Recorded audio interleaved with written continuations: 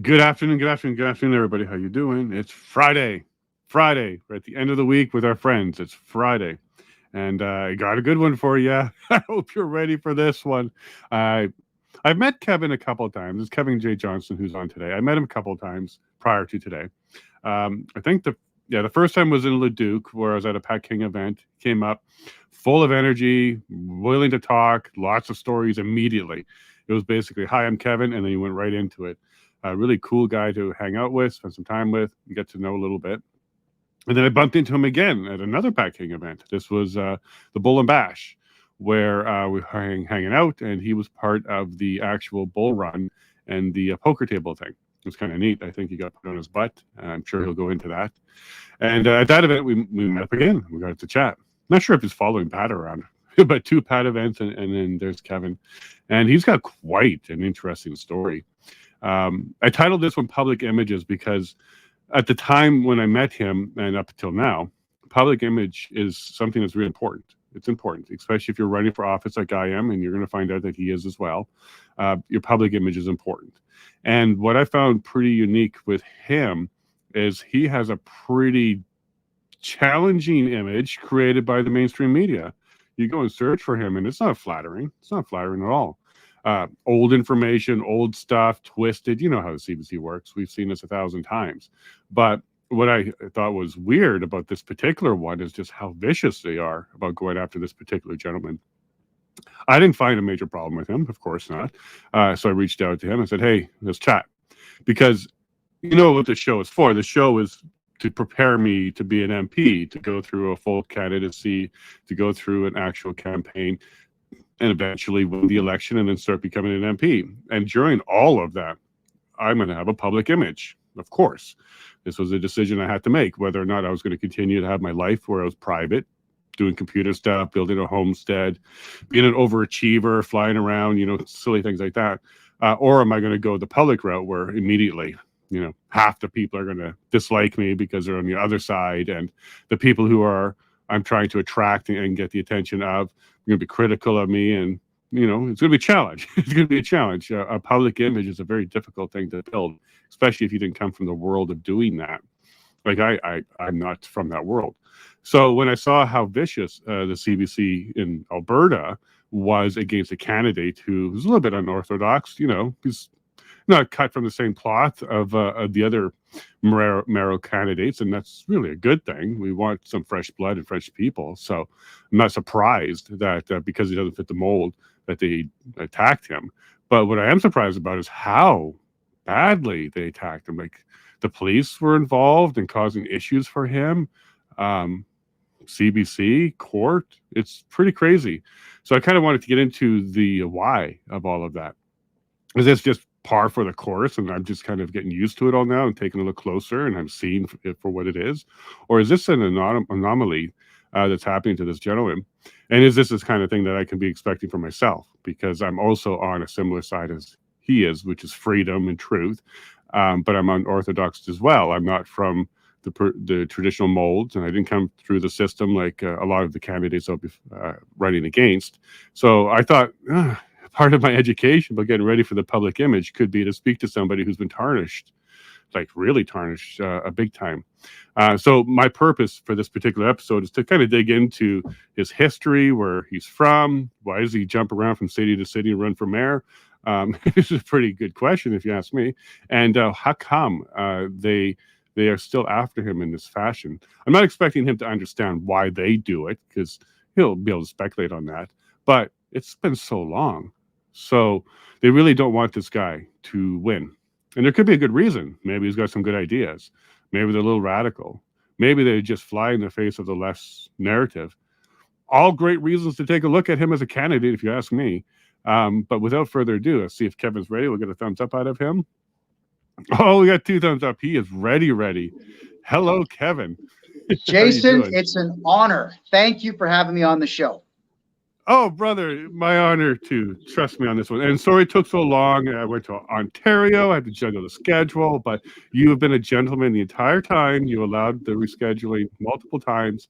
Even recently, I had you scheduled for Monday, and I moved you to Friday. So thanks for being so accommodating. The thing is, though, Jason, you got to look at it the right way.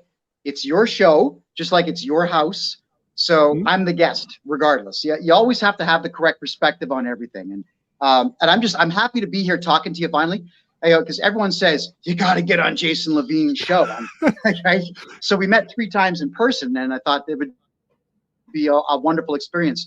I started watching your show after the first time that we had met, and I'm actually impressed with the guests that you get. Your delivery is exactly opposite mine, so you're going to get different answers from the same people, which is what I like about your show.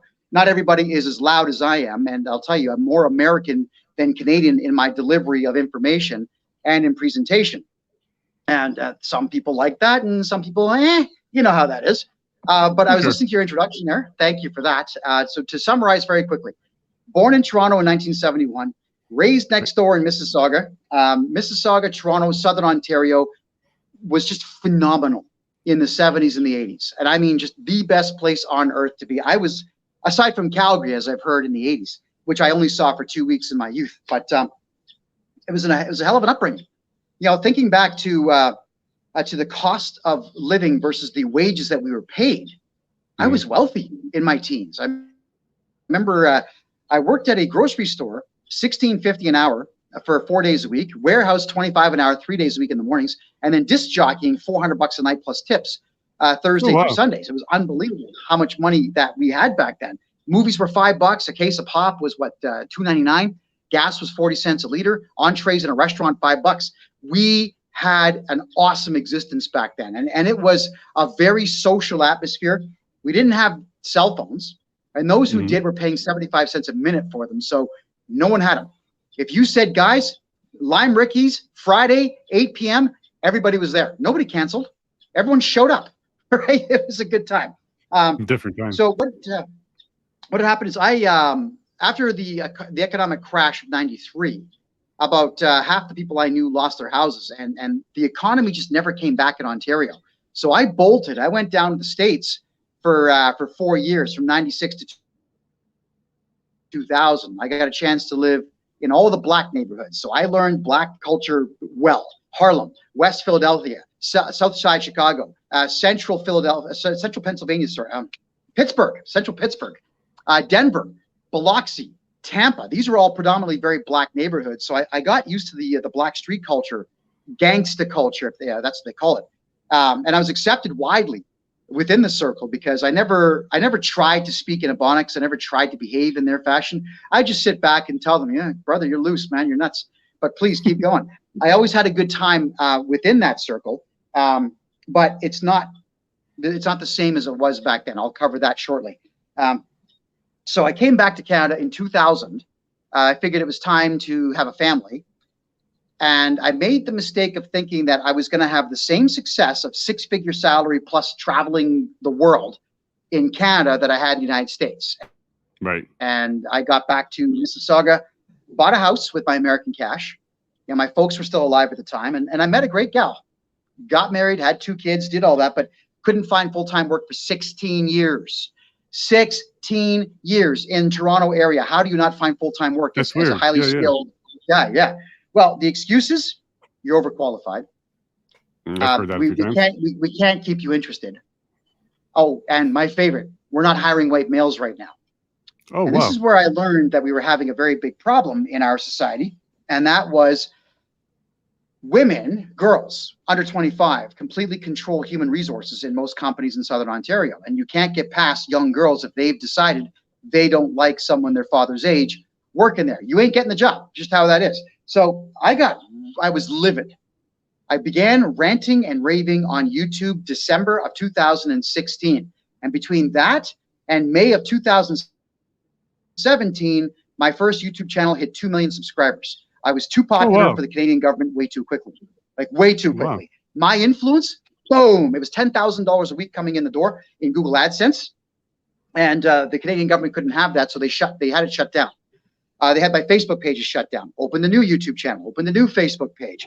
Government just kept shutting me down. May 2017, I made the announcement that I'm going to run for mayor of Mississauga to a huge audience, like 6,000 Hindus, Buddhists, and Sikhs.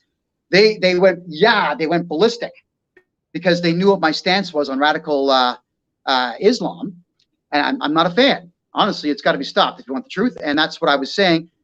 But Mississauga Mayor Bonnie Crombie is bought and paid for by radical Islam, so they arrested me. That's right, May 2017 for hate speech. Would you like to know what the bail condition was? Condition singular. Please go. And what was the speech? If you can talk directly to Bonnie Crombie. That's all it was. Cannot talk directly to Bonnie Crombie, which secured her not having to debate me again. Because every time I debated her, I crushed her thoroughly, smoked her ass. She's really a stupid person.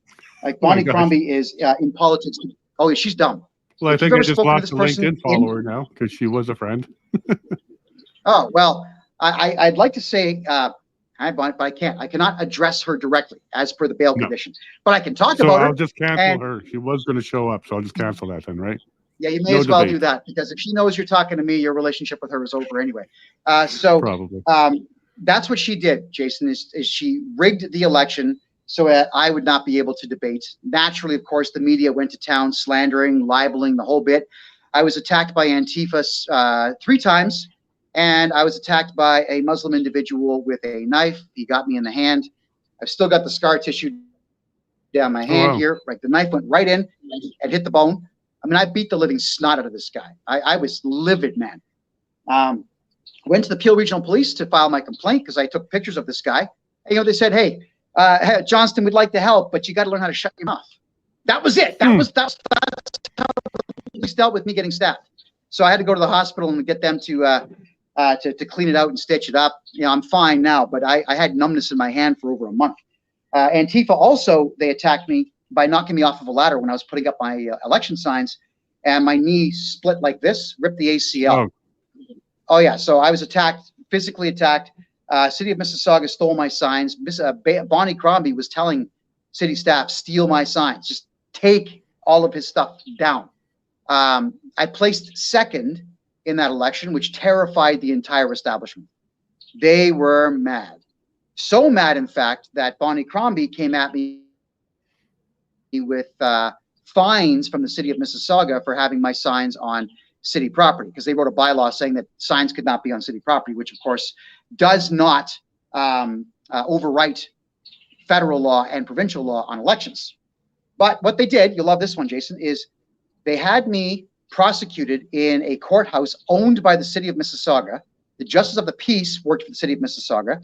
The Crown was not a crown. She was just a lawyer that worked for the city of Mississauga. And the witnesses were 3 bylaw officers. And I questioned them all thoroughly. None of them saw me put signs anywhere. They all admitted that. But I still lost the case, $74,000 fine. Like just anything at all to hurt. Oh, yeah. Oh, they don't care at all. Bonnie Crombie's as crooked as they come. She's also still angry with me because I divulged to everybody that she's not blonde. As childish as it may sound, Jason, and this is the truth. This is how weak her ego is. I figured out Mississauga Mayor Bonnie Crombie's her behavioral patterns when I ran against her in 2014 as well. So I did 2014 and 2018. What she would do is she would wait until every other mayoral candidate would show up. She'd wait till the room was full. Somebody would call her, and then she'd come in, oh, hi, everybody, hi, because she wanted all eyes on her. I figured that out. So I would sit in my car waiting for her to go in, and as soon as I saw her walking in, I'd walk in, and I would interrupt her because she's doing, oh, hi, everybody. And I'd say, oh, hi, everybody, hi. Look at me. Don't look at her. Look at me. Hi. I'm here last. Look at me. And it just, oh, man, she just lost her mind. Like just, that's the look I was getting from Bonnie Crombie. Well, one day she shows up late and she didn't get a chance to see her hairdresser. Why she told me this is beyond me. And I looked up here on her roots. I don't dye my hair. I'm gray and I'm fine with that. But she is also gray and was dyeing her hair. And I looked at the center of her hair and I said, oh, Bonnie, your roots are showing. Oh my God, I didn't know you're not blonde. Like I really laid it on thick. You can't go out there and give a speech. They're going to know you're not blonde. And I walked away. So she goes out to this audience of about 100 people in Square One Shopping Center and blows her introduction. She just, she was like Trudeau. She couldn't get her words out. Looks at me and once again, the face. So I knew I had an enemy for life. I just knew I had an enemy for life. Yeah, whatever. Things are what they are. in Mississauga, the Peel Regional Police Force were constantly harassing me. They would follow me for days in my car. Everywhere I would drive, they would drive. I was coaching youth lacrosse. I'd open the van up, start dumping all the lacrosse gear out of the van, and boop, they put their cherries on. You can't park here, Johnston. Like, guys, I'm with my 12-year-old son. Like, get F off, get out of here. This is what they would do. It didn't matter what I was doing, they were following me around town. But it also got to the point where they were sitting across the street from my house for months. And they had those clear plastic sound collection dishes. They were listening inside of my house, and they made sure that I saw it. Yeah, so one day I walk outside, and this cop, he's about 40. Hey, Johnston, come over here. You drink it black, right? And he hands me a McDonald's coffee. So he knows how I take my coffee because he's listening to me through the walls. I figured, I took the coffee, and I cheersed them. I thanked them, talked with them for about 15 minutes because I'm not going to let anybody get to me. But it's severe to have that happen. Of course, my wife at the time is crying and so on. So I had to rig my property up with USB cables that I spliced together, and I had Bluetooth speakers that had to be on constant charge. One was playing heavy metal, one was playing white noise, one was playing classical music. So there's always music playing on my lawn so that they could not hear what's inside my house. Wow. Think about that. So they got smart to that, and they started listening from a different angle. So the cops were always on my street, making sure that I saw them, knocking on my door, ringing the doorbell at 2 o'clock in the morning, telling me I couldn't tweet. You can't tweet about the mayor. You know that, right? And I'd have to say, no, guys, you misread the court order again, deliberately, I'm sure. It says I cannot communicate with her directly. It's like, get off my land. So that's Peel Region. That's 2018 now they also, for you. Holy moly. Yeah. Oh, yeah. In 2019, this was, I think it was towards the end, or was it 2020? I'm sorry, which one was it? It was just before the pandemic. Sorry, scamdemic. Just before that fake nonsense came out, they locked me up for 6 weeks in Maplehurst prison, just to piss me off. That's all it was, just to get on my nerves. And yeah.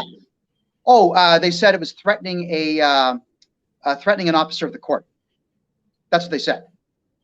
Yeah, it was the Crown Attorney that was. There was a Crown. No, I don't know. I filmed it live. I was on Facebook. You could see me asking questions. That's all that it was. Right. But it was the same Crown Attorney that I was asking questions to, who had threatened me with 5 years of jail time if I ever ran for Mississauga mayor again. He makes a phone call to his buddies at Peel Region, and they locked me up for 6 weeks. And the day of my bail hearing, this is where it got really creepy.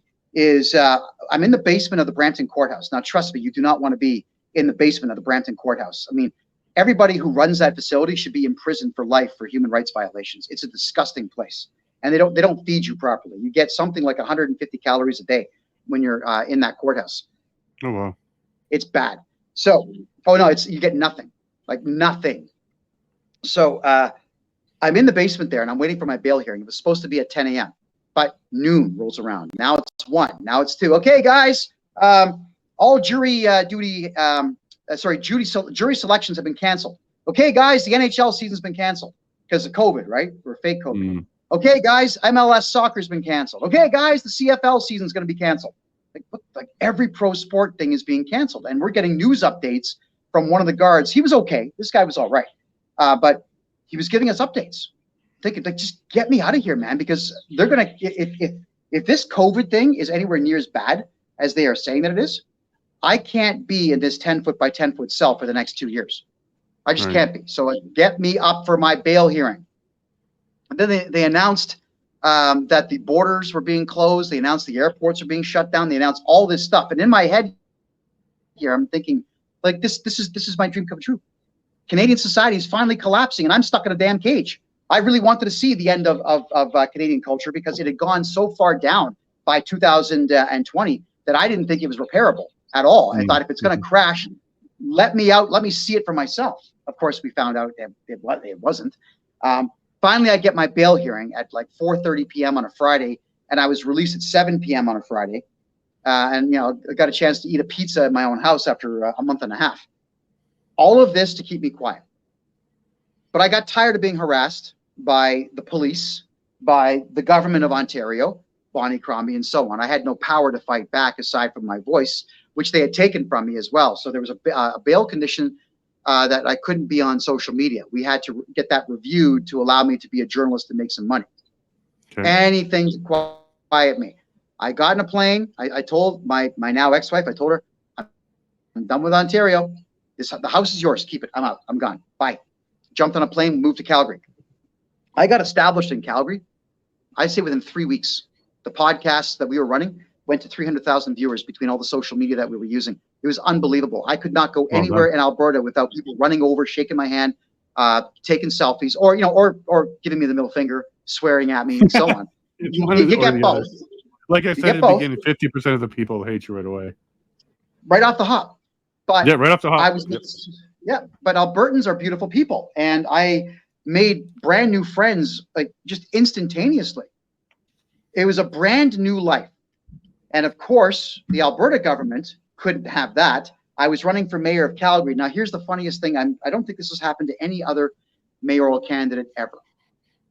Calgary police send a liaison officer out. Pastor Archer Pawlowski phones me up and says, can you come over to my place for lunch?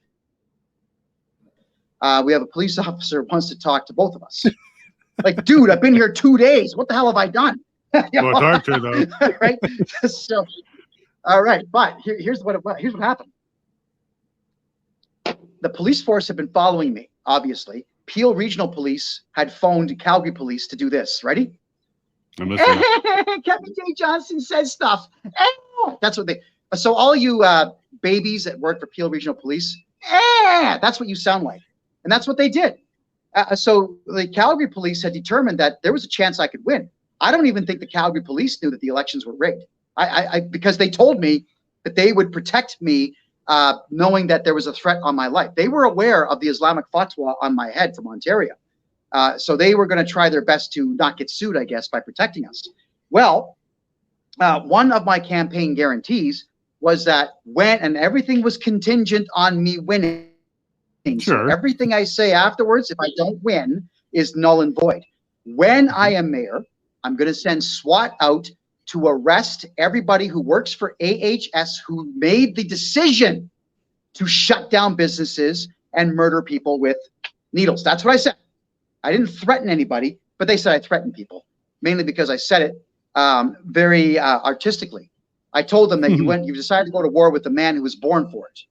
You know, and boom, we cut off the transmission. It was awesome. Like everyone's going, whoa, Kevin's pissed. And it frightened them because all of a sudden there's this big mouth guy from Ontario that has a chance of winning. His podcast is #1. How do we stop this guy? We lie.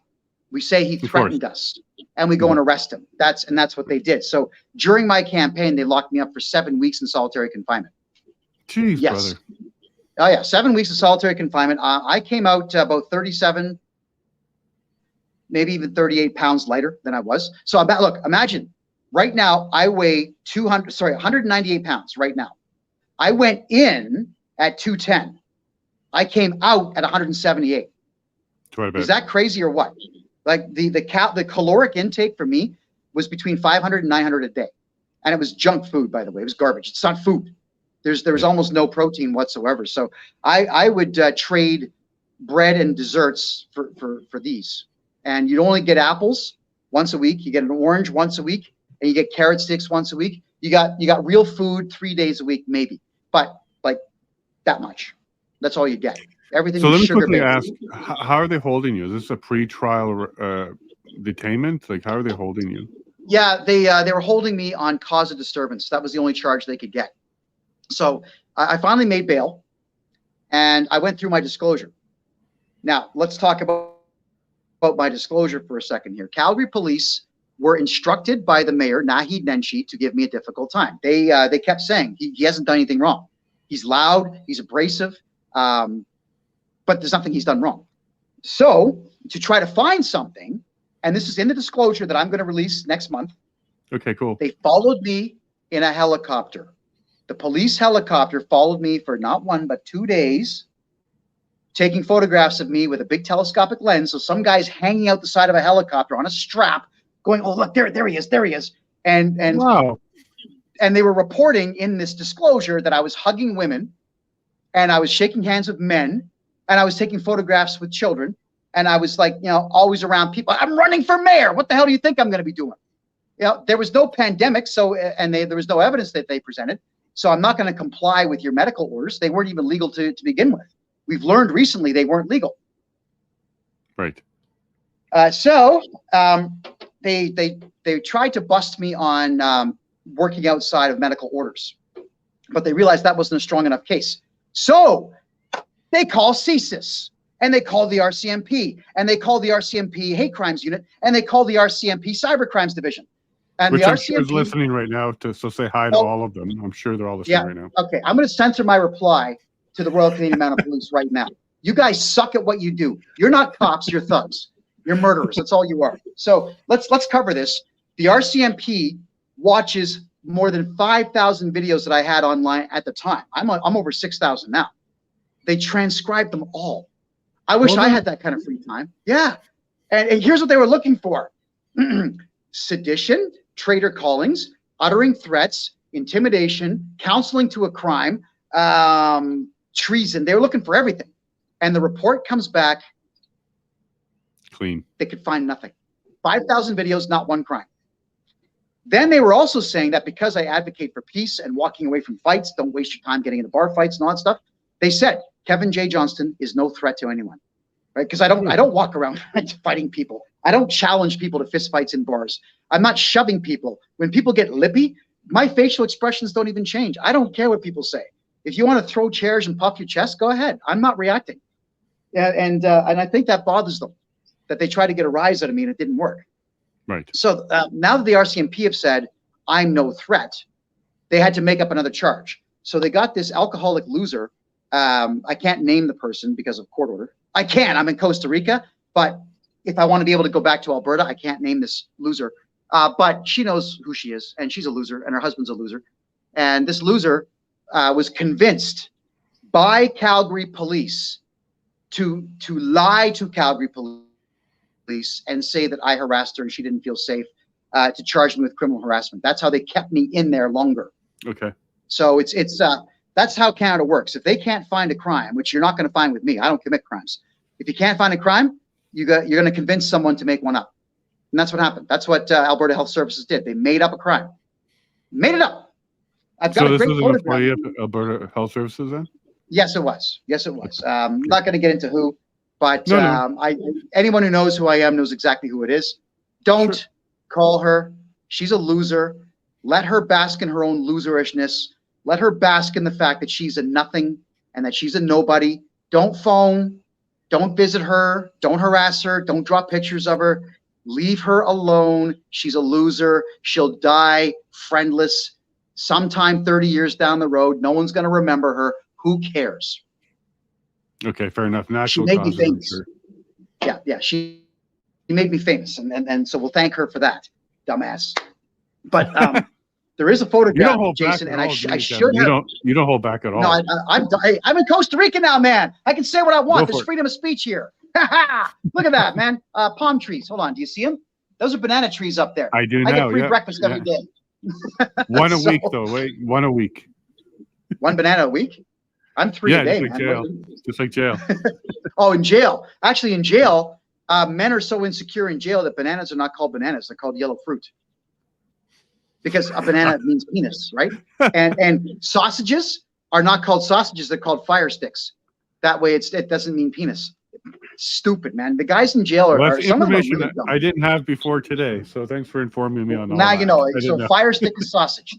If someone says I want a fire stick, they went to jail, and that's what sausage is. That's all. Good to know. So, Jason, I got it out, and the attacks on me just continued. Antifa was attacking me. They were stealing my signs, slashed my tires, broke my windshield, lit Pastor Archer Pavlovsky's garage on fire. Broke his fence. I was renting one of his houses. They peed all over the place. There was human feces on the lawn. There was dog crap on the lawn. Like they peppered us with all the filth that they possibly could. That's what the left wing does. They are filthy animals, and they should be acknowledged as such and treated as such. Yeah. So nobody who was working with me was safe, unfortunately. what I did want to say is, sorry, is that your music or mine? Not me. Oh, someone. Okay, someone down there's playing music. No, yeah, it could be. No, someone's just having a party down there.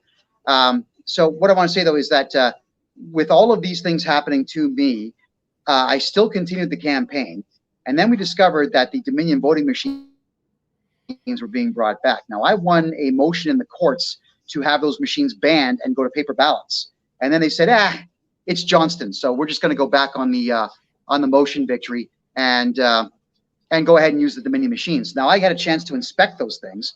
There's something, if I remember correctly, it's 11 different ports on the back. So there's USB, USB 2. There's a full-size flash card.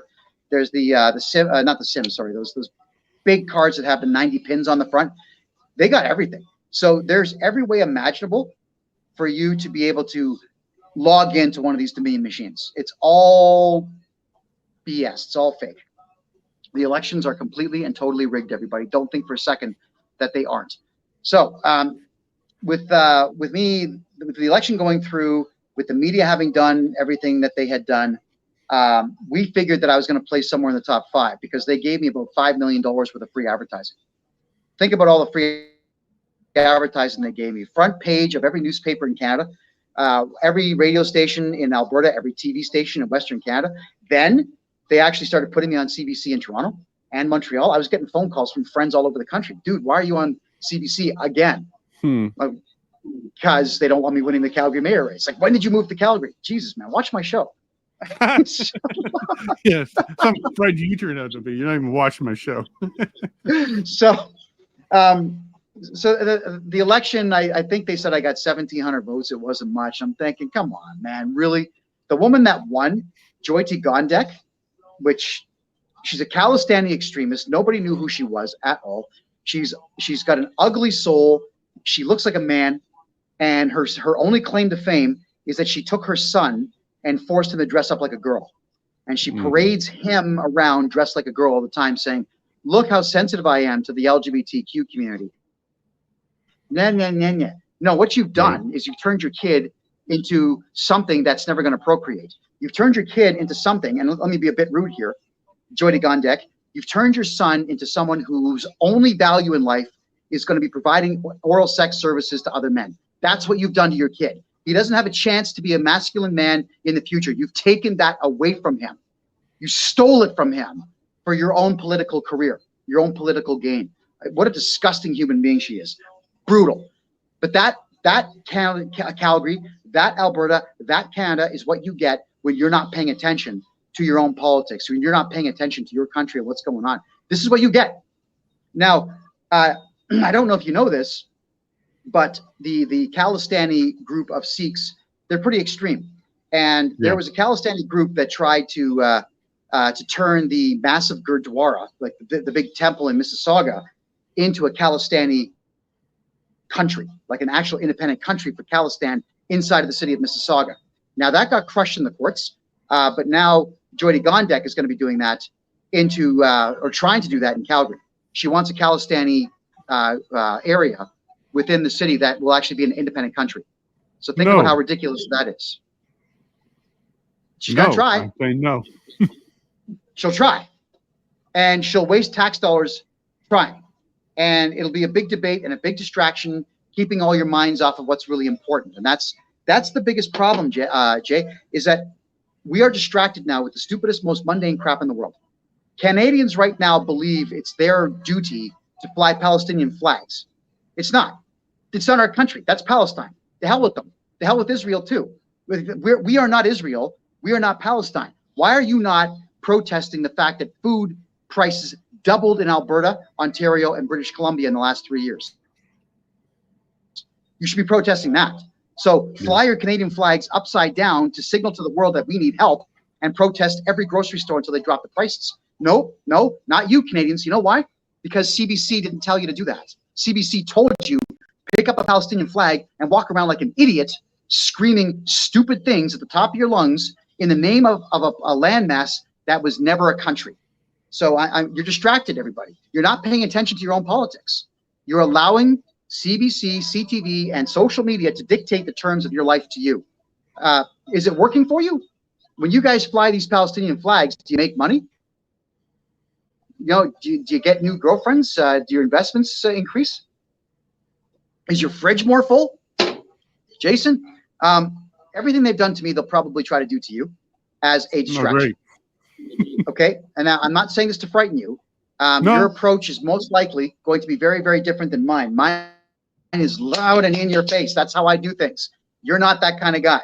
So you'll get less static, but if you gain ground, they're going to start to send Antifa after you. They'll send Black Lives Matter after you. They'll send that ridiculous Taylor McNally after you. They'll probably have the cops show up at your house a couple times to warn you that what you're saying is not appreciated, and so on. I'll have my Nigerian wife talk to them. Really? Oh, there you go. Yeah, don't talk to them, by the way. There's no point talking to the police. You have the right to remain silent. I highly recommend that you use it. But yeah, they you will don't know do this. Nigerian women. Well, I do. I would also encourage her not to be Nigerian and just don't answer the door. Don't bother. Don't answer the door. Oh my God. So that's me in a nutshell, man. Is I've run for public office on 3 separate occasions. I left Ontario because there's no opportunity there. There's no jobs, and it's a miserable we're on 2 place. occasions right now. So we did Mississauga 2014, 2018, and then we did 2014, 2018, Calgary 2021. Calgary. And is there any more after that? Calgary 2021. And this is my 4th one now, Mississauga again. But here's the state of our country. In Canada, if I run for mayor of Mississauga, I have to do it from Costa Rica. If I was to run my campaign in Mississauga, you know what's going to happen. They're going to sick Antifa on me. They're going to steal my signs again. They'll sick the cops on me. They'll arrest me. They'll lock me up. They'll make up BS charges. The media will go to town again and slander me and libel me. The media has never once asked for my side of the story. Like, just never once. They won't. They just make stuff up.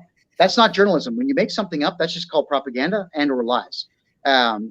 So if I want to not be stabbed to death and not serve the entire election time in prison, I've got to stay in Costa Rica and run my campaign through social media.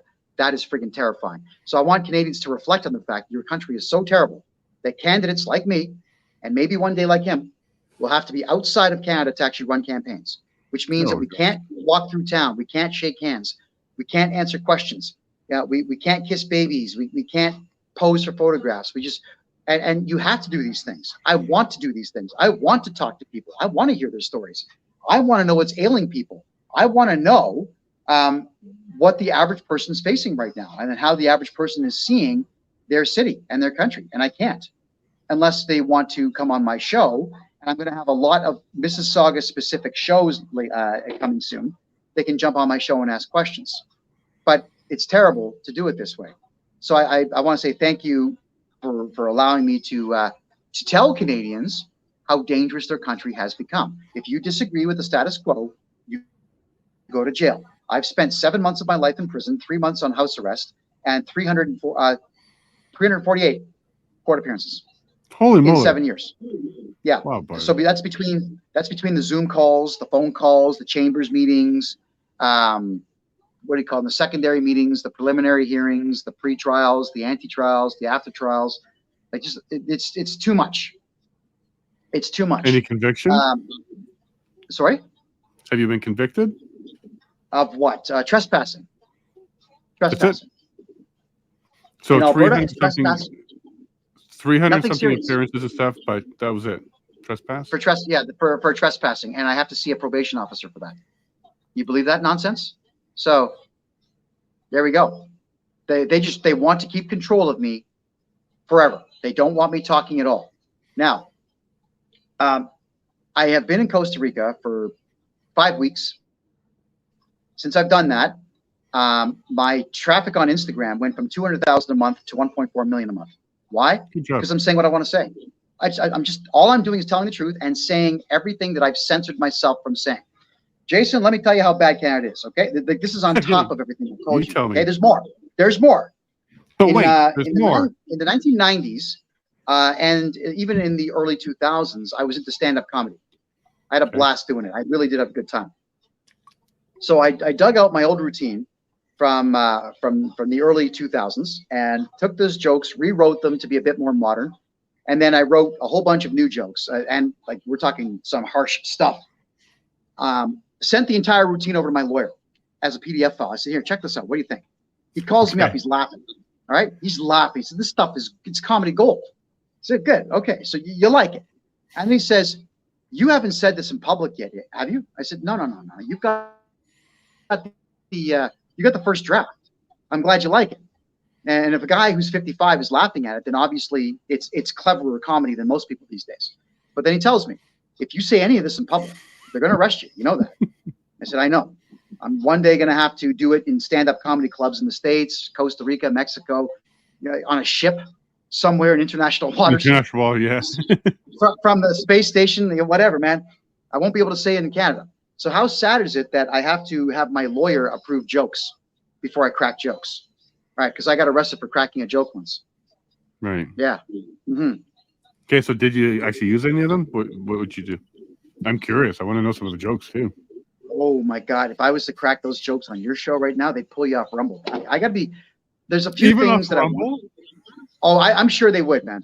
The stuff that I've got to say is harsh, and let's just dive into it, okay? I'm sick of the left wing.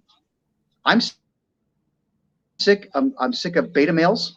I'm sick of men dressing up as women. I'm sick of men in women's sports. I'm sick of feminism. I'm sick of all of this left wing, anti-white, anti-Christian, anti-democracy, anti-capitalism, anti-Canada, anti-America rhetoric. It's garbage. And all of it has just led to weakening our society to the point where the Chinese could walk in and just take us over. How long do you think a war between... They're in the process of doing that. Right? They'll walk in. Why? Well, because our Canadian soldiers are putting on dresses. Why? Because that's how you get recruits now. Like, what's the point? We can't get recruits unless we let them wear skirts. Well, is that guy going to pick up an automatic weapon and defend his country? Or is that guy going to crap his miniskirt and run the other direction? So we don't have men protecting us in this country. We got a bunch of bags. There's no other word I can use. All right. And when I use that word, what I mean is I'm talking a male that's weak in mind, body, and spirit. I don't mean a homosexual. I mean a guy, a man who is incapable of being a man. And that is actually how Putin and the Russians and the Chinese are using that word. Like Putin came right out and he said, all those guys in America, they're all a bunch of fags. We don't have to worry about America anymore. Like we're being laughed at by every country in the world. And I'm laughing at Canadians now. It's pathetic. So we've got this excessively weak bunch of males, not men, males who want to use tampons that are now free in the bathrooms. And then we've got an Islamic contingent in this country who all joined the Navy. Why? Because our ships are useless. They may as well just be restaurants now. They're all diesel powered. They're not going to go anywhere. So if you're in the Canadian Navy, you get to hang around a ship in the shipyards and do whatever you want. So you're not even being trained anymore. Our Navy is useless. So what happens is it's just a ton of Muslims in the Canadian Navy that are collecting paychecks and will not protect us when what hits the fan. Right. And that's a big problem. So we don't have Canadians defending us anymore. And the RCMP, they're going to nothing but diversity hires in British Columbia. Did you guys see that video of the short Pakistani woman with that horrible Pakistani accent wearing an RCMP outfit? She's big and fat and like 5'2". And then there's a tall Sikh guy who didn't speak English. She speaks broken English. He speaks no English. And she's making up laws as she goes along, telling two journalists they couldn't film on a sidewalk and that she was going to arrest them for filming. And then it was the law and you must listen to me. I'm thinking, oh my God, man, like they don't even speak English.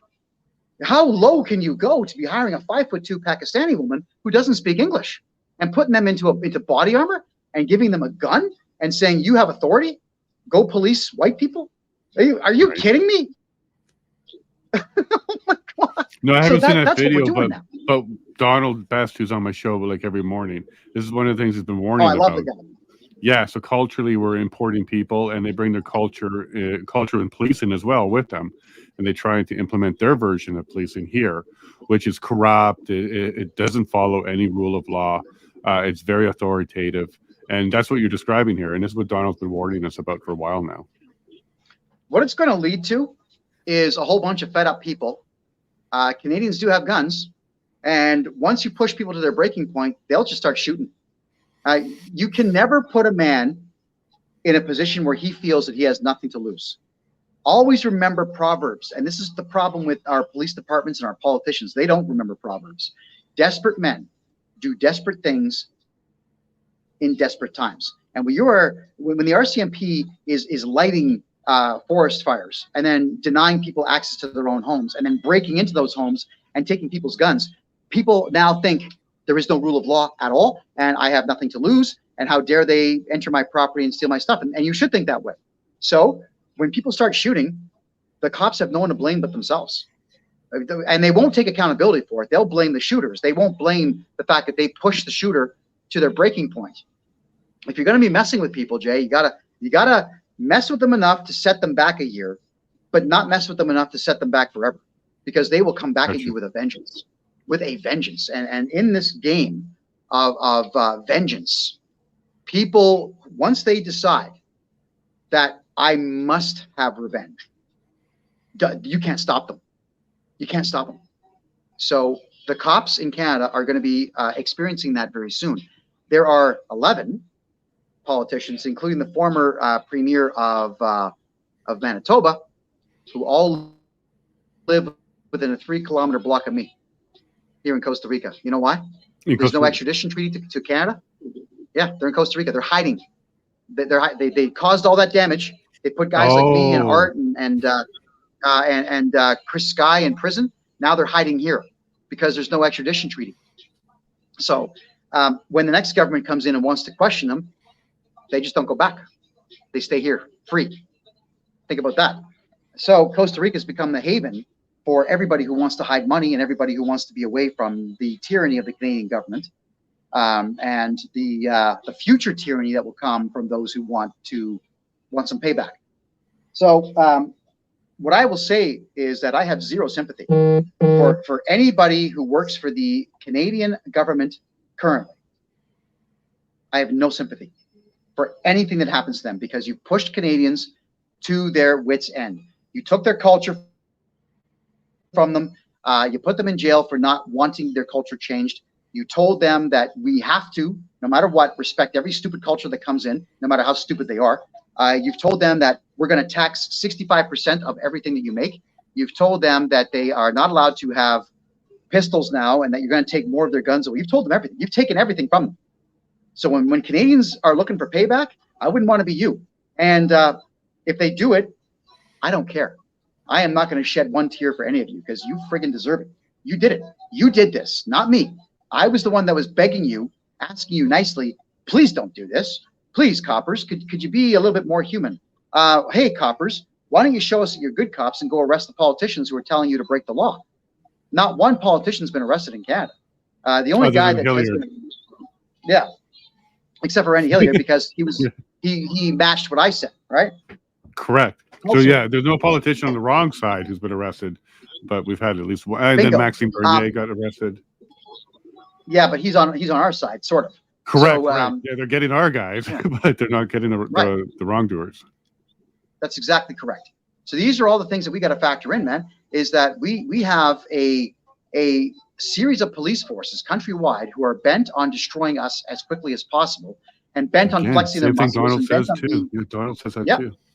That's what it is. Now, I said something today, and I stand by it. So maybe we could get my website popped up there. This is something I want to cover right now. This is in reference to my mayor run in Mississauga. All right, we're getting there eventually. There we go. Yeah, okay. So I'm a little bit of a graphic designer. I have been for 30 years. That logo is my first initial K, but it's also an R for join the revolution. We have to revolt. We don't have a choice. Okay. So time to drop the gloves. In my hometown, the gloves are off. The gloves are off. I mean, I'm not doing this just to irritate people. I'm doing this because I would like to win and implement all of these policies. So if we want to scroll down, let's go to my first guarantee. It's not a promise, it's a guarantee. Guarantee number one. There we go. This psychopath, Bonnie Crombie, the current mayor of Mississauga, the complaintive, whiny, gray-haired, pro-pedophilia, pro-radical Islam, anti-white maniac who destroyed the city of Mississauga and killed people in Mississauga with her COVID policies. She's going to jail. All right. Here's the deal. She's now the leader of the Liberal Party of Ontario, which means she has to step down on January 12th as the mayor of Mississauga. Now, if I had become the mayor of Mississauga in a by-election, that would make me the mayor of Mississauga before she has a chance to win the premiership of the province of Ontario. Oh boy, oh boy, oh boy. So we are going to make sure that we put her in handcuffs. Oh boy, Bonnie, you're going to be in cuffs. And we're going to hit you with all those charges immediately. And we're going to do our very best to make sure that you don't make bail, because you belong in a cage for the rest of your life, I might add. On top of all that, we are going to assist everybody who lost their businesses in Mississauga, sue her. So we're going to have to do things like get ex parte motions filed in the courts to commandeer all the property that she owns in Mississauga. And that way we can have it so that when we do eventually win our lawsuits against this maniac, this murderer, that we can liquidate her properties and get people paid. We need to bankrupt this individual, take everything that she has stolen from all of us. You see, what people don't know about city council in Mississauga, and pretty much every city council in Canada, is that whenever they allow condominiums to be built in the city, they always make demands that, oh, okay, you guys can have permits, you can build 4 of them, but I want 6 on the 12th floor. And she just gets them. She's got something like 90 condominiums that were just given, or condo units that were given to her in Mississauga. So we're going to take them all. We're going to take them. Bonnie Crombie's going to jail. That's my guarantee. Okay. This individual here cannot be allowed to run free. She cannot be allowed to run in the provincial election. If Bonnie Crombie wins the premiership of the province of Ontario, Sharia law will be fully implemented. So, ladies and gentlemen, because all of her supporters are radical Islamic groups, all of them, and I've gone toe-to-toe with a few of these guys, probably stabbed by one of them too. This one here is going to implement Sharia law to the point where you, or not you, but men in general who are of one specific religion will be allowed to marry 6-year-old girls and then penetrate them at age 9, as per the Quran, okay? You count on it. I'm telling you right now, count on it. Sharia law will be implemented, period. Ontario, as you know it, will never come back. It will be an Islamic paradise for anybody who adheres to the faith. It's not a religion, the cult. But I weep for everybody who gets stuck there. Your property values will drop, probably to 1/5 of what they are now. So if she has any chance of winning at all, we got to take it away from her. Put me in the mayor's seat in Mississauga so we can get her charged, arrested, and locked up. Let's take all of her assets away from her. This murderer needs to be away from human beings, so she cannot implement Sharia law. 6-year-old girls need to be in kindergarten, not in bed with some husband. It's disgusting. You're not wrong about that. You know what, man? Yeah. I can't even talk about this without getting upset, because certain ideologies should have been crushed a long time ago. All right? There are ideas that we have in this world that are freaking horrible. And we should have quelled them a long time ago when the quelling was possible. Mm-hmm. And the very idea that a girl is considered a woman at age 6 is so abhorrent. Can't even talk about it, man. I can't even. And you know what? The law protects it. I got arrested for criticizing that. That's Canada. No, it's blowing my mind. Canada is all about protecting pedophiles. Canada is all about protecting the garbage, the worst garbage in the world. So Bonnie Crombie's going to jail. Vote for me for Mississauga mayor. Next. All right. Guarantee number 2. Mississauga will be independent. Mississauga is part of a region. We don't have counties in Canada. We have regions. The region is known as Peel. There are 2 cities and a town within it. Mississauga in the south, Brampton in the middle, Caledon in the far north. And Mississauga is what, 1.2 million? Brampton's about 900,000 and Caledon something like, I don't know, 140,000. And what the region decided that they were going to do was share a central police force, being the Peel Regional Police, share a central courthouse, being the Brampton Courthouse, share water and hydro distribution and sewers and whatnot. But what we have now is the city of Brampton in Canada is, how do we word this here? It's as non-Canadian as a city can possibly be. All right. So Yeah, I can attest to that. We moved out of Brampton for that reason. We were getting stolen from by it's our referred neighbors. to. Brampton is called Bangladesh, mainly That's because one of I the just stand terms. for it. Yep. Yeah. There's a few others for it, but Yep. there are so many Pakistanis and Indians that moved into the area that there are neighborhoods where white skin is almost not allowed. Like they actually do patrol, making sure white people don't buy. That's how sick it's become in the city of Brampton. Now, why would anybody want to be in a region with a city like that? Brampton is being completely supported by the city of Mississauga. So put me in office. We pull Mississauga out of Peel region and let Brampton go bankrupt. Just let it crash. It doesn't matter. And Caledon, let it crash too, because Caledon had tourism. They actually had a lot of beautiful sights to see, and they let the left wing come in there and take seats on their city council and their environmental councils and all that nonsense. And they shut down everything. So you can't go to waterfalls there. You can't climb on the Badlands there. You cannot do anything in Caledon. You killed all your tourism, so you can rot in hell too. I hope you all go bankrupt as well. Mississauga, under my leadership, would be rich, rich, rich, because we would just tell Brampton, we're not giving you a dime. Crash, die, burn. We don't care. Get lost. So doing that, all of a sudden, Mississauga gets wealthy. And I'm okay with taking the heat and the fire for that. And everybody can shout racist, racist, racist, all they want. You think I care about that word? It's not original. Trotsky invented that word. And when a guy like Trotsky invents a word, believe me, I give the word no authority, no power, no nothing over me. Words have no power over me. It doesn't matter what you call me, you left-wing tards. It hasn't worked in 7 years. What makes you think it's going to work now? Cry all you want, whine, complain. It's not going to work, guys. I mock you openly. And remember this also, for all you Antifa punks out there. The 7 attempts that you made on my life, you weren't very good at it, were you?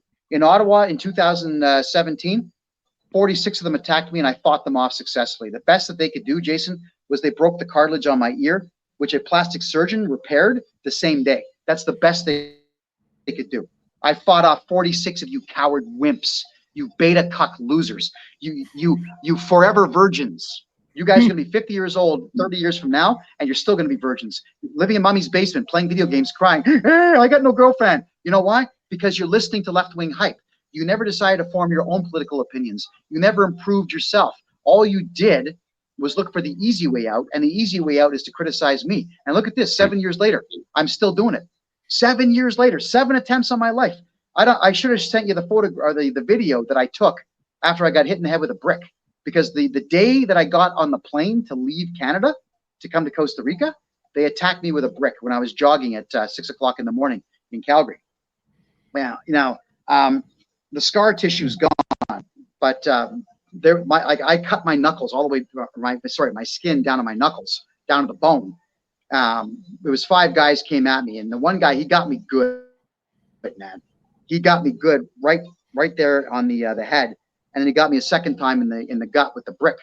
But I grabbed his hair and I just kept filling him. Bam. So to Calgary police, if any, and to the hospitals in Calgary, 5 weeks ago, if some loser showed up with 2 missing teeth, that was me. And I'm so proud of that. Oh my gosh. Well, all right. So you left Canada bruised a bit, but your ego was okay?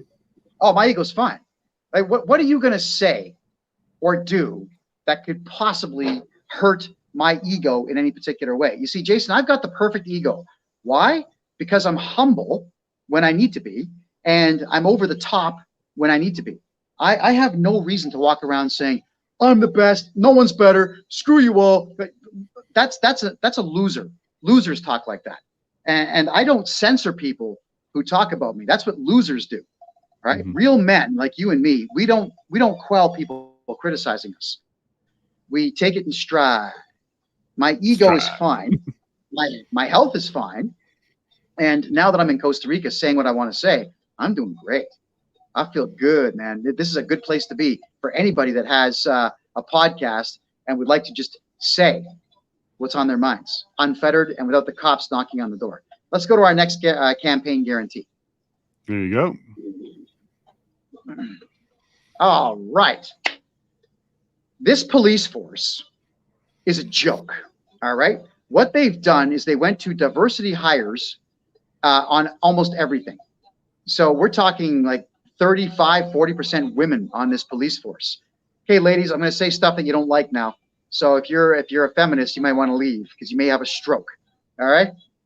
Women cannot be cops. You can't do it. You're not built for it.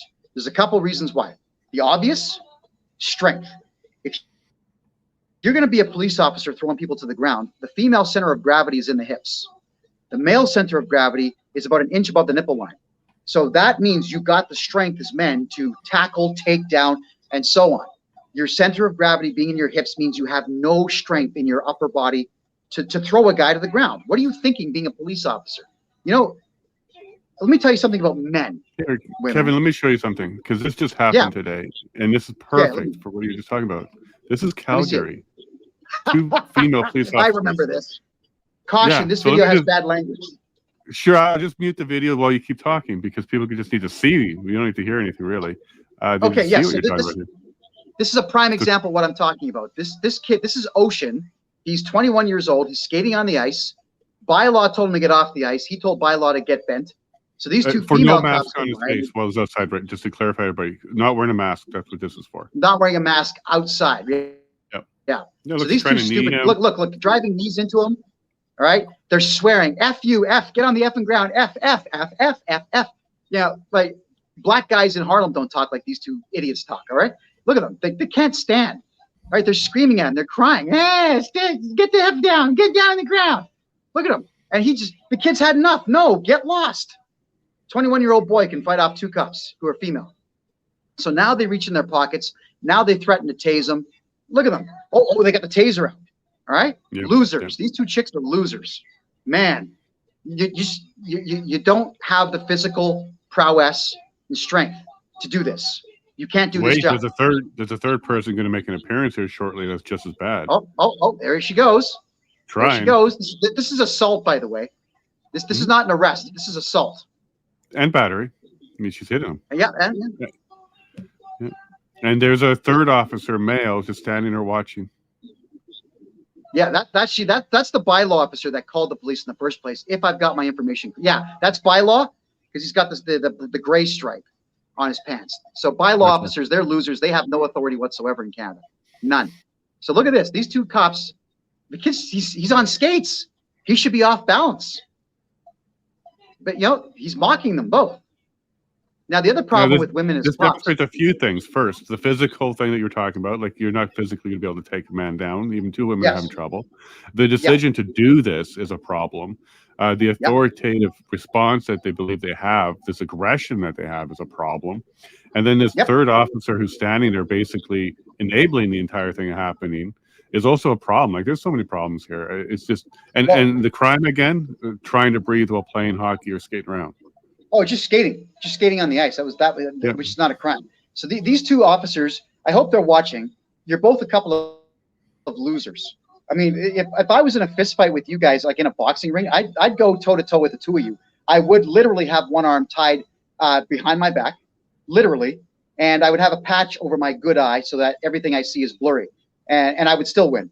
And the reason being is that men are built differently. Men were built to go and hunt mastodons and woolly mammoths and saber-toothed tigers. Women were designed to be dainty, to sit and take care of offspring and cook and prepare whatever we men brought home. And women, okay, ladies, here's more. You don't have the temperament for the trade. Now you put on that thing you wear. It's a costume. Okay, it's not a uniform. It's a costume. Like it's make believe. It's pretend. It's like a Halloween costume. So you get that little costume put on, and you take some course, and all of a sudden now you're a brainwashed idiot believing that you have more authority than the average human being. You don't. All you are is just a loudmouth twat, and there's no other way to word that. You're a loudmouth twat in a costume, screaming at a kid.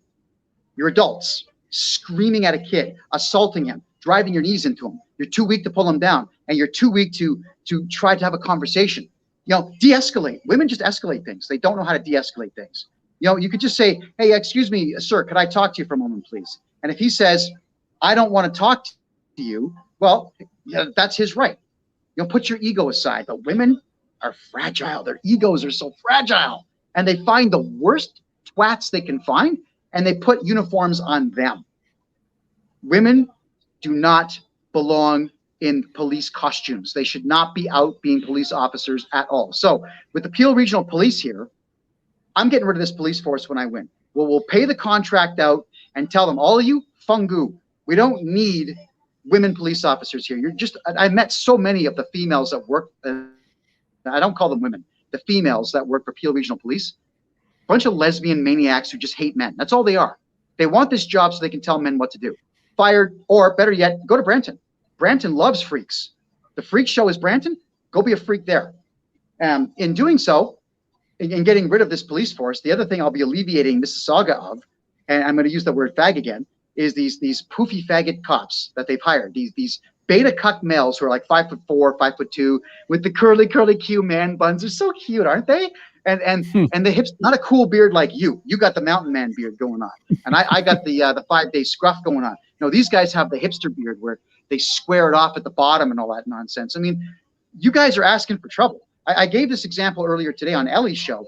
If you've got that stupid hipster beard hanging down and the man bun, and some guy knows how to fight, and you're going to try to take him down, he's going to grab your man bun, grab your beard, and he's going to pull your head, and you're done.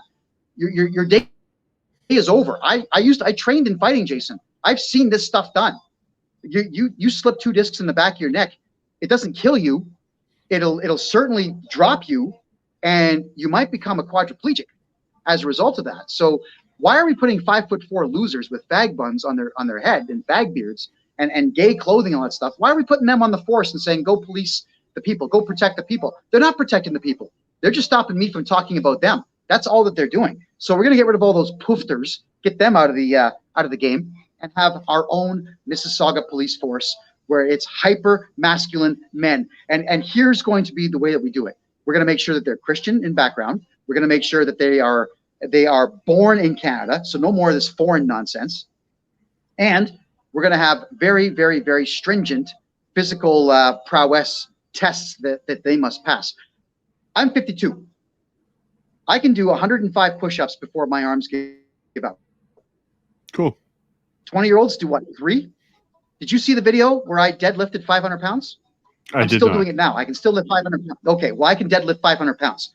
So what I'm getting at here is if I do 50 push-ups in front of this room of guys who want to be hyper-masculine cops, if they can't do 50, fungu, you're out, bye. You can't be a cop here. I can do 12 chin-ups right now because I'm still carrying 198 pounds. If you can't do 12, fungu. I mean, you should, if you're a 30-year-old, you should be doing double what me is doing at 52, right? You should just be doing that. You know, if you can't arm curl 100 pounds, get lost. We don't need you.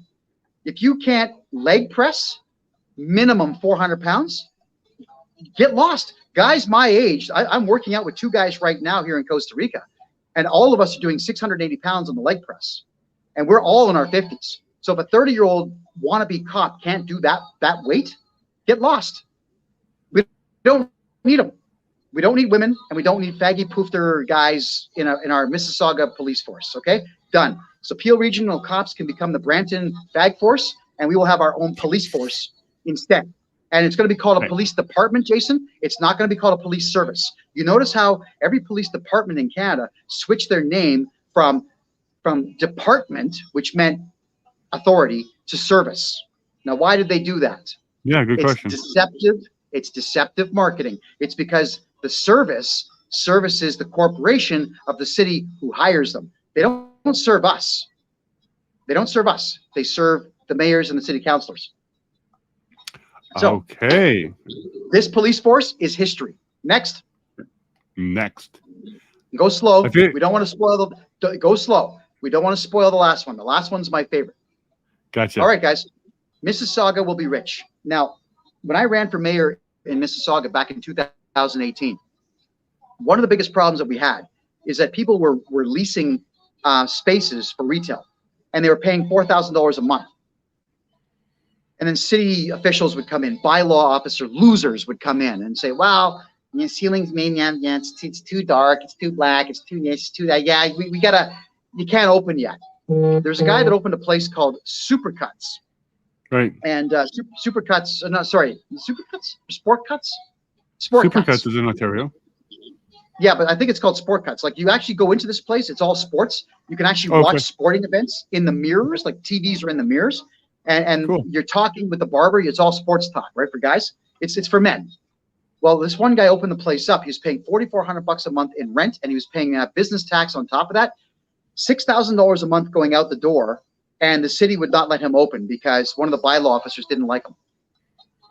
So you know what I would do in that case is anybody who opens a business in Mississauga, you phone me, you tell me which bylaw officer it is. I'll go have a little chit chat with that piece of crap, and I'll tell him, you go back there again, we're going to arrest you for criminal harassment, intimidation, and extortion. Okay? You got me? Leave him alone. We need people opening up companies in the city. Why are you telling them that they can't? The idea of commerce is to allow commerce to happen. The business of Canada is supposed to be business. Get the freaking hell out of their way and let them do it. So bylaw officers, just so people understand, and this has been proven already in the courts, bylaw officers have no authority over you at all. They only can police those who work for the corporation or the city that they actually work for. Think about that. So when a bylaw officer is coming into your property, you can warn him, you need to leave now. You are officially banned. Period. Don't come back.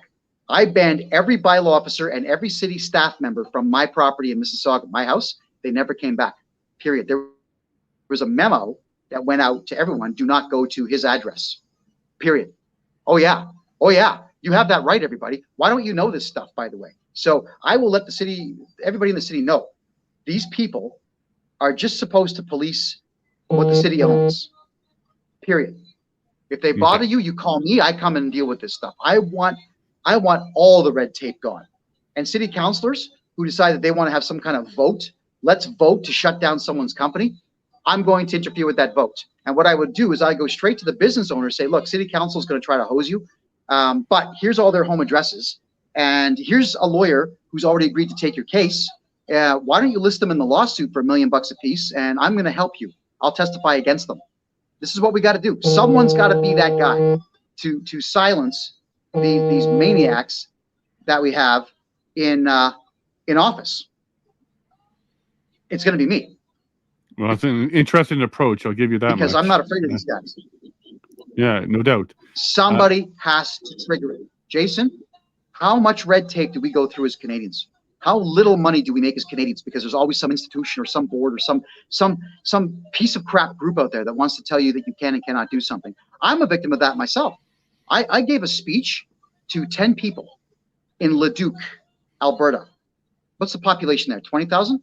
I gave a speech about cryptocurrency. What happened? I got phone calls and threatening letters from the Trade Commission of Alberta telling me that I was not allowed to trade and or sell cryptocurrency. So I called my lawyer up. I said, what the hell is this? Well, it turns out that they just gave themselves the authority to police all currencies. So they told me that I couldn't teach people about crypto anymore. Now think about that. So here I am in Costa Rica, and now on my podcast, on my show, on Tuesdays and Thursday nights at 9 p.m. Eastern time, 7 p.m. Mountain, I give away cash, man. Jason, I'm giving away cash. The Lottery Corporation can't do anything. The federal government can't do anything. The Trade Commission of any province in the country can't do a damn thing. This is Costa Rica, baby. You can give your money away if you want. And I'm giving away cash every Tuesday and every Thursday. Last night, we gave away, it was a 50-50 draw. So somebody won $170, I think, last night. It was just awesome, man. So very good. There you go. That's what we do. I give away cash. Win cash on my show. This is Costa Rica. I can give cash away if I want. I couldn't do any of this stuff in Canada. And that's why if we want to succeed in life, if we want to just have a podcast that we enjoy doing, we can't be in Canada, you and me. It's sick, man. Because look, I love Alberta. I miss it terribly. I love the province, man. It is a beautiful place. It's a beautiful landmass. There's so much to do in Alberta. And Albertans are beautiful people. I've got friends all over the place. You know, I personally believe there's more to do in Calgary than Toronto. I'm an outdoors guy. Calgary's got everything I could possibly need. Mountains, hills, rivers, valleys, bike trails, thousands of bike trails everywhere. Yeah, great bars and great restaurants and good people. It's just a beautiful place. No opportunity anymore. and the police are always knocking on my door, giving me a tough time. You know, man, they followed me. Like my last week in Canada, they followed me. I went to the McDonald's drive-thru, got a coffee. They got a coffee. I made 3 right turns to go down a back alley. They made three right turns. I went around the block twice. They went around the block twice. I got on the highway. They got on the highway. They followed me all the way to the Calgary city limit on the ring road. Unreal. For what? Why? Because I have an audience. Because I work with people like you, and we have a voice jointly. This is what we can do. We can educate the world as to how terrible Canada is, but we can also tell Canadians what their rights are and how they can fight this nonsense. Because it's bad for you. It's bad. People, it's bad for you. And you can't cooperate with it. Now, let's go to the creme de la creme of my guarantees, please. Yeah, I was going to say 4 guarantees not enough. Do we have a 5th one? And we do. We got a 5th. There you go. Damn right. I hate pedophiles. This is hate speech, I guess. I hate pedophiles. If you hurt kids, I hate you. If you're a rapist, I hate you. If you're a sexual abuser, I hate you. If you're a wife beater, I hate you. There are bad people in the world, and I hate you. I can't stand you. And these drag queens who are dancing in front of kids, they're not real drag queens. They're perverts in dresses. And they're shaking all their junk in front of children. And they're doing it with the blessing of Bonnie Crombie and the city of Mississauga. Well, I'm going to have a secret police force called the Brass Knuckle Brigade. I was hit in the face once with a pistol. I was robbed in New York, or mugged. And the guy was offended that I only had $25 in my pocket. And just boom, I got the pistol across the face. That hurts, man. That hurts. I was pissed off. That really hurt.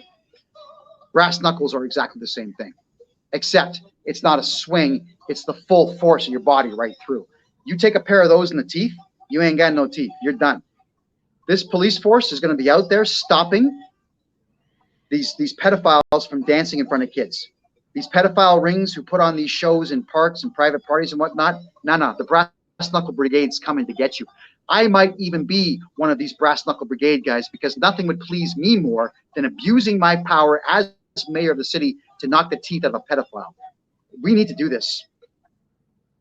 You see, the courts in British Columbia, the courts in Ontario, my mistake, just ruled that we cannot criticize drag queens. We can't call drag queens that dance in front of kids groomers and perverts. They are groomers and perverts, but we can't call them that in Ontario anymore. Well, the Brass Knuckle Brigade's not going to care. I'm not going to care. What are you going to do? What are you going to do about it? If I decide to come after you with the full force of my new police force and this private police force, what are you going to do, pedos? You're going to run. That's what you're going to do. Because if you don't, you're going to be in a world of hurt. And I wanted to clarify my stance on drag queens here. Oh, please For those do. who don't know, because I have to clarify this. When I was a disc jockey between the years of 88 and 92, I moved from the straight clubs to the gay clubs. Why? Because the gay clubs, they paid $1,000 a night and the tips were awesome. Now, what would happen is in the gay clubs, and gay clubs were fun back then. It wasn't all this LGBTQ crap. Guys would show up and dance. Some of them would bring their sisters because their sisters thought that they wouldn't get hit on, which is not true because a lot of gay guys are bisexual. So the drag queens would show up to these clubs and they'd dance. So I would be told in advance what time they were coming, and I'd have to change the music up and get, scratching the records. Hey guys, put your hands together for Queen whatever, right? And one of the drag queens would show up and they'd dance around for a bit and they'd shake their ass and whatnot. And then they'd grab the microphone and they'd crack a whole bunch of dirty jokes and they'd leave. But they wouldn't leave before they had like $2,000-3,000 in tips just shoved in their dresses and their sometimes fake boobs, sometimes implants. They made money, man. They would go from club to club to club, and their job was to entertain and to make gay men horny, because people don't know this, but gay men are really, really, really, really, really turned on by men who dress like women. I don't know why that is, but they are. So the drag queens back then, it was a culture of party, have a good time, make some money. That's all that it was back then. And it was always done in clubs where you had to be 19 plus to get in. You had to be an adult to get in. None of this was done in front of kids. None of it. In fact, every time that I would be done DJing, 2 o'clock in the morning, I'd go outside on the street, and a lot of the gay dudes were hanging out there and whatnot. And I would chat with them, because if you don't chat with the customers, they don't tip you, right? So I chat for a bit. I don't think anybody was even under the age of 25 who would frequent the clubs that I was disc jockeying in. So the drag queens served a purpose: make gay men horny so they buy more drinks. That's essentially what their job was. The ones who are doing all this crap in front of kids are not the professionals. Right. They're perverts. This is a brand new. It's a different group of perverts, pedos, and groomers who want to convince children to touch them at some point in the future. And I'm going to speak rudely now. Let me speak very rudely now. And I'm going to get a little bit bothered when I say this, but it has to be said, and no one else is going to say this. There's a contingent of men, males, not men, males, who are socially awkward or who are just excessively lazy, who don't want to learn how to talk to women, who don't want to learn how to pick up chicks, who don't want to learn to be suave, to be debonair, how to take a woman out for dinner, how to please a woman in conversation, how to please a woman in bed, how to get a woman into bed. They just don't know. So what they'll do is they will groom young men, mostly, because they figure if they can convert young men into being either gay or bisexual or whatever else, whatever these names are they have, that they're going to get free BJs, free oral sex from these young boys. That's what they're after. This is a movement for free sex. That's all that it is. And my brass knuckle brigade in Mississauga, when I win, is going to take care of this. This is going to go away in my town. My hometown is going to be rich and free of pedophiles and free of the Peel Regional Police Force and all that crap that they bring forward. It's time for a change, man. That's why I'm telling everyone, join the revolution. Join my revolution.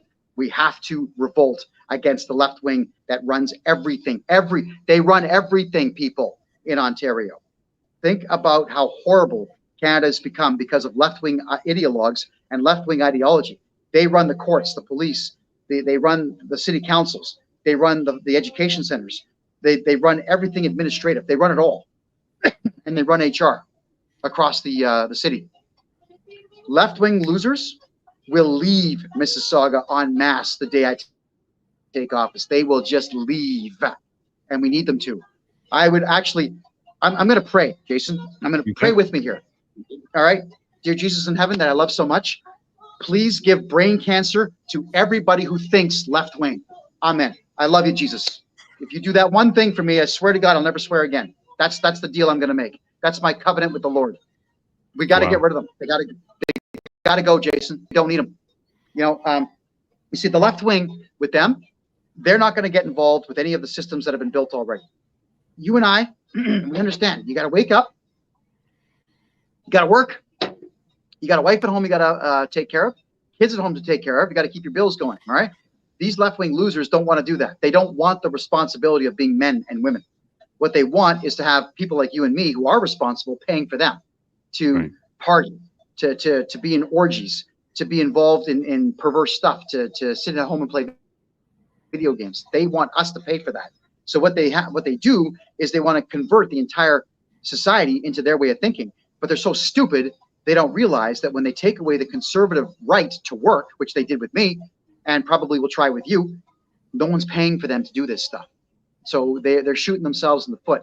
Left-wing thinking is dangerous because it's perverse, it's gross, it's anti-capitalist, it's anti-Christian, it's anti-white, it's anti-Canada, it's anti-Western world, it's anti-logic and reason, and it's anti-decency. It's a cult. It's a very dangerous cult. It's become a religion that is so far ingrained in everything that the only way to solve the problem now is to put a guy like me in office and to utilize violence against these people, because violence is all that they've used against us for the last 7 years. And I know what people say, 2 wrongs don't make a right. I'm going to correct you on that. You're damn right it does. Like the North Korea yesterday shelled, they put 200 shells into South Korea, and the South Korean government says, oh, we're so sorry. What did we do to offend you? What they should have done is they should have put 700 shells into North Korea. That's what you do. As soon as you get picked on, there's no negotiation with bullies, and there's no negotiation with the stupid. There just isn't. You play their game, but you play it better than them. That is what you do. That is what we must do. Sorry to break the news to all of you out there who are conservative. thinking that you're going to be left alone, they're not going to leave you alone. So if I were all of you who are watching right now, I'd learn how to fight. I'd get in shape, like jog. You should be able to run 3 kilometers straight without stopping. Better get there. Learn how to use a knife in combat. Learn how to hide a knife in your pants. Learn how to pull a knife, pull it, and cut. You got to know these things, man. You got to know these things. I'm glad I know these things. I've had 7 attempts on my life, and I'm still here. I fought them off. You need to do this because you are going to have to fight at some point. My biggest fear, though, is that the people that we're going to have to fight in Canada are the damn police, because they are radical, man. They are going out of their way to damage all of us. Okay? They took my house. The cops showed up and took my house. They gave us a week to get everything out. And believe me, they were there on the day that it was my last hour in my house. I sat on a chair facing them, you know, for an hour. And then, oh, time's up. I had to walk out the door. They took my house, stole it. Then the RCMP pulled me over just north of Red Deer and took my car. 1 pulls me over, then 2 show up, then 3, then 4. They've all got their sirens blaring like a bunch of losers, because they are losers. And they towed my car. I bet one of them is driving it right now. I have no idea what happened to it. I worked hard on that car, by the way. They just took it. That's what they do in Canada. Right. I'm mind blown on all of this, to tell you the truth. This is quite shocking how they're treating you and what they're doing to you. Is there a guarantee number 4? Yeah, let me cover 6? this. Oh, no. Well, there is something I'll discuss with you, actually, economically speaking, and that would be that I'm on to Justin Trudeau's game. He doesn't actually care about income tax. He doesn't care about bringing in revenue from anybody. One of the things that I would want to work on and have come to fruition would be to completely stop all property tax in Mississauga. Now, you're going to think, okay, Kevin's crazy. Well, no, Kevin thought this through. Okay. The city of Mississauga has Lester B. Pearson International Airport completely within its boundaries. And right now, the Peel Regional Bag Police, they police that airport. We got to get them out and put the Mississauga police in there. Mississauga has Highway QEW, the Queen Elizabeth Way, which connects Niagara Falls right through down to Toronto. Highway 403, which goes right through the middle of town. Highway 401, which goes through the upper part of town. Highway 407, which is even further north and gets you right through town, but you got to pay. It's a really expensive highway. And Highway 410, that takes you to Bangladesh, Brampton, that horrible place. And also Highway 427, which is the demarcation point between Mississauga and Toronto. Right. Could you imagine a city like that going bankrupt? What would happen? The federal government cannot let Mississauga go bankrupt. So I would tell everybody, stop paying your property tax immediately. We're just going to ask for a bailout. Forget it. Keep your money. Keep your money. We're not charging it anymore. If I have to, I would find out where the servers are in the city that keep record of all these payments, and I'd burn them if I had to. If I had to do that to get this plan to work, and just say, hey, listen, Jihadi Justin, I know that you like boys and girls under the age of 15 and all. I'd like you to put that aside for a little bit, and could you bail the city out? I'm not saying please. Just bail it out, because we're not collecting money anymore. We're not doing that. I am not going to be a tax collector for you. And watch how fast they realize, oh my God, they're not charging tax in Mississauga. That's the 5th biggest city in the country. They'll bail it out. They'll bail it out. Damn right they will. You can't have that airport go into a state of disarray like that. I know that the airport is run independently and has a lot of money coming in. Like whenever planes land, what is it, $20,000 just to have a plane land? I have no idea. Like the landing fees are the highest in North America there. So they do make money, but they still require the tax dollar to come in from the city of Mississauga. So why not? Let's shake it up, man. Let's see how quickly that we can make the federal government panic by just not being a tax collector for them. And I would like to see every Mississaugan in my hometown not pay property tax, because in many cases they're paying $5,000, $6,000, $8,000 a month, or sorry, a year. My mistake, a year. And what are they getting in return for it? Potholes. You know, they're getting bad tasting water. They are getting charged for water going down the sewer. You actually pay for that in Mississauga. Sorry, explain that one. They are also paying. Oh yeah, when you have a water bill in Mississauga, you also have to pay a sewer charge, because they say at some point whatever water you use is going to end up in the sewer. Even if you fill water bottles and drive them up to, I don't know, Montreal and spill them out there, you still get charged the sewer charge. Yeah, so all these charges people have to pay in Mississauga are ridiculous. I would like to see them keep $5,000-6,000 in their pocket, because on top of all these non-services Mississaugans are paying for, they're also paying for the radical leftist LGBTQ agenda to try to really turn kids into sex slaves, and I'll have nothing to do with that either. So one thing that would happen if I stopped collecting tax in Mississauga, the school boards go bankrupt. The Catholic school board, which are very corrupt, and the Peel District School Board, no more money, guys. What are you gonna do about it? You're gonna point a gun at me and shoot me? I don't think so. You know, you're done. You're out, because we don't need that. That's not education at all. Jason, I think, did you interview Jim McMurtry, the British Columbia teacher who refused to teach LGBTQ crap? Not yet. Okay, I interviewed him. All right, do it. I interviewed him last my first show of the year of 2024. We interviewed him. Holy crap, the things he had to say about the radical leftist agenda. And also, he and I just did this morning, we did 20 short videos together that I'm going to release this week, all less than 2 minutes, where he's answering these questions. I can tell you that the school boards are just about perversion, indoctrination. It might be 20% education. The rest of it is 80% boys are girls, girls are boys. Yeah, it's all that nonsense. We gotta shut that down too. Period. All right, yeah, connect me. We'll see. I'll get him on in the second half of January. Do it. Yeah, he'll bring in high results for you, man. Like, he really will. Okay. So getting back to what we were talking about here is, you're now running for public office. I am. You've now got a taste of what they've done to me. Following me with helicopters, taking my house, taking my car, beating the crap out of me, pointing guns at me, sicking Antifa on me, so on. I don't know, like, your delivery is not one that irritates the establishment, so they may not come at you as hard as me, but they're going to come at you in some way. I just want you to be prepared for that mentally. Go ahead, explain it to me. This is what I want to do in this episode. I want to get myself prepared, because you are basically an expert of being attacked. So teach me, Sensei. Number one, I beg you, please make sure that your house is not in your name. You should have no assets in your name.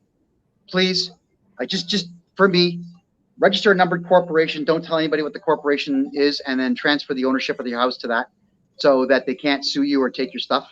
Please, would you? Okay, that's number one. I was a licensed paralegal in Ontario. I understand about judgment proof. I understand about protecting assets. I'll just put that out there. Oh, good. Okay, so you know that. What you could also do to protect them even further is transfer all your wealth to an account down here in Costa Rica, because Costa Rica is the new Switzerland. All right, nobody can touch it. And there are strict laws here that protect you, the customer, not the banks. So that's another good one. But if you're going to be making statements out there, don't talk like I do. All right, I'm just going to tell you right now, don't talk like I do. When I'm referring to the Peel Regional Police as the Fag Patrol, I would refrain from speaking the way I do. I get away with it because I know how to do it with a smile on my face. You know, my delivery is such that I want those who hate me to hate me more, and I want those who appreciate what I do to appreciate me more. And I achieve both with every single thing that I say. If you're going to be going for, you said MLA, is that what you're doing? No, MP. What are you running? Federal. Oh, federal. Okay, federal. Yeah. Beautiful. So for you, blue suit. All your suits have to be blue. Blue is the color to go with. Even Trump, look at him. All of his suits are blue. He's either got a blue tie or a red tie on. White dress shirt, blue tie, red tie. Trust me, the psychology on this is clear. I could talk to you about that for an hour. We're going to do that. But you cannot be afraid to lash out only as you need to. So when you get called racist, please don't defend yourself by saying, I have a Nigerian wife. You know, my first wife was black. All right. Her booty was unbelievable. This chick I could make diamonds with putting coal between her ass cheeks. Okay. She was awesome. I lost her to a gunshot in New York back in 1992. And when the left wing found out about my dear Gwendolyn from back then, they found out that I eloped with her, and we were two kids being stupid. It didn't matter. I was madly in love with her at the time. When they found all this out, what did the left wing do? They tracked down her parents, who were in their 80s at the time, to say, like, why would you let your daughter date this racist? He's racist. Like, you got to be racist because you support him. And her father was dead set against me because I was white, just for the record. All right. He didn't like me at all. I just wanted to say that you don't have to put forward that kind of a defense. Forget it. No, fair I would enough. not involve like don't involve your family at all. There's no reason to involve your family. You want to come home to your household and keep the peace and the serenity there. And yes, I know Nigerian women are tough as nails. I get that, but she doesn't have to be. Forget it. The left wing, they will insult you no matter what you do. Yep. And if they decide to call you racist, you might want to think about this one. And I'm only going to tell you what I know. I'm not going to tell you what to do. But when Bonnie Crombie decided to call me Islamophobic back in 2017, my Twitter account just lit up with everybody calling me racist and Islamophobic and so on. Here's how I won that one. Every time I got called racist, I would just shout back. It means nothing coming from a racist like you. You know, you're a Christianophobe, you're a white hater. I would just accuse them of everything.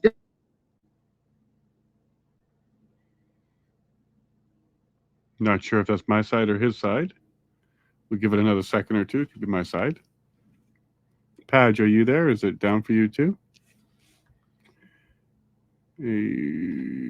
Just him. Okay, so we may have lost Kevin. Oh, sorry about that, brother. Power back? failure. You're back. It happens here from time to time. It knocks out the internet. So when I would say these things. Oh, wow. Hands are here. That wasn't me. Yeah, we'll give him a second or two to come back. We will be wrapping up soon, folks. I do have to take the family to dinner soon. But, oh my gosh, how was today? If you caught this morning, we had a guest on. Again, his name was, let's get his last name, Zog. Yeah, Thomas Zog. Similar situation. A lot of information I've never heard before. A lot of thinking I've never heard before. A very energetic person. And now we got a second one. So it is end of week Friday is full of interesting conversation. I'm all over the place. I don't know about you guys. There's a lot of chats in here saying this is great. The honesty is wonderful. Yeah, rah. I'm all over the place here. Okay, I'm a little bit of a different temperament, and some of these things, I certainly think that they're designed to be attractive to a lot of people for sure, or hated, like he said, by others. I think his approach that he's trying to do is succeeding. As he said, if people hate him, he wants them to hate him even more. But people who love him even more. So I can see that. I can absolutely see that. He's not the type of guy who's trying to win over both bases or anything like that, clearly. And I think he's coming back. Yep, he's coming back. So let's bring him on. You're back. All right. Yeah, I'm 1,000 feet above sea level. Okay. So I'm on a mountain. I got a whole house to myself on top of this mountain. So you're saying the air is a little bit thinner? No, the air is beautiful. It's gorgeous out here. No, I'm just saying that the power flickers from time to time. So it knocks the internet out for about a minute. It drives me nuts. But you have to decide for yourself. If they're going to be attacking you like that, my goal or my job at that point and my mantra was to attack back 5 times harder. And they all disappeared. They would actually block me. And that was the incredible part. I'm telling you, they back down. Trust me when I say this. The left wing, they will back down. When you attack, they go away. Because what they want is they want to frighten you. Oh, they're going to call you racist or lumberjack or whatever they're going to call you. And you are going to be, polite and take it? Or are you going to come right out and say something along the lines of, you can talk like that if you like. It's not going to help you. And you're not irritating me in any particular way. What you're doing is making yourself look bad. Mm-hmm. And say, look, obviously you hate something. It's probably not me. It's probably you. You talk to them like you're some kind of psychologist. You have to talk down to these people. Use big words. Don't swear, ever, and don't ever get angry. All right. Look, did you see my face when that loser judge in Ontario sentenced me to 18 months in prison for contempt of court? No, I just sat there like this. My face didn't change. He was not going to get a reaction out of me, and I have openly mocked that court, by the way, because I'm still obviously not in jail for contempt of court. Could you imagine? I didn't even say anything. They just didn't. They didn't want me running for mayor, so they gave me an 18-month jail sentence in Ontario. I mean, obviously, we're putting forth the appropriate appeals for that, but my face didn't even change. In light of having my freedom taken from me, doesn't change. Your face can't change either. Never. Left-wingers, they want that reaction. An example I can give you, and I'm going to let some secrets out here now, is when I lived in Harlem. This is about black guys, all right? Black street culture. Any black men watching right now, you guys know exactly what I'm talking about. You get black dudes that get real loud, like that. Like the double fist goes in front, and there's the face, and they scream and whatnot, and they'll call you honky and cracker, and whatever it might be.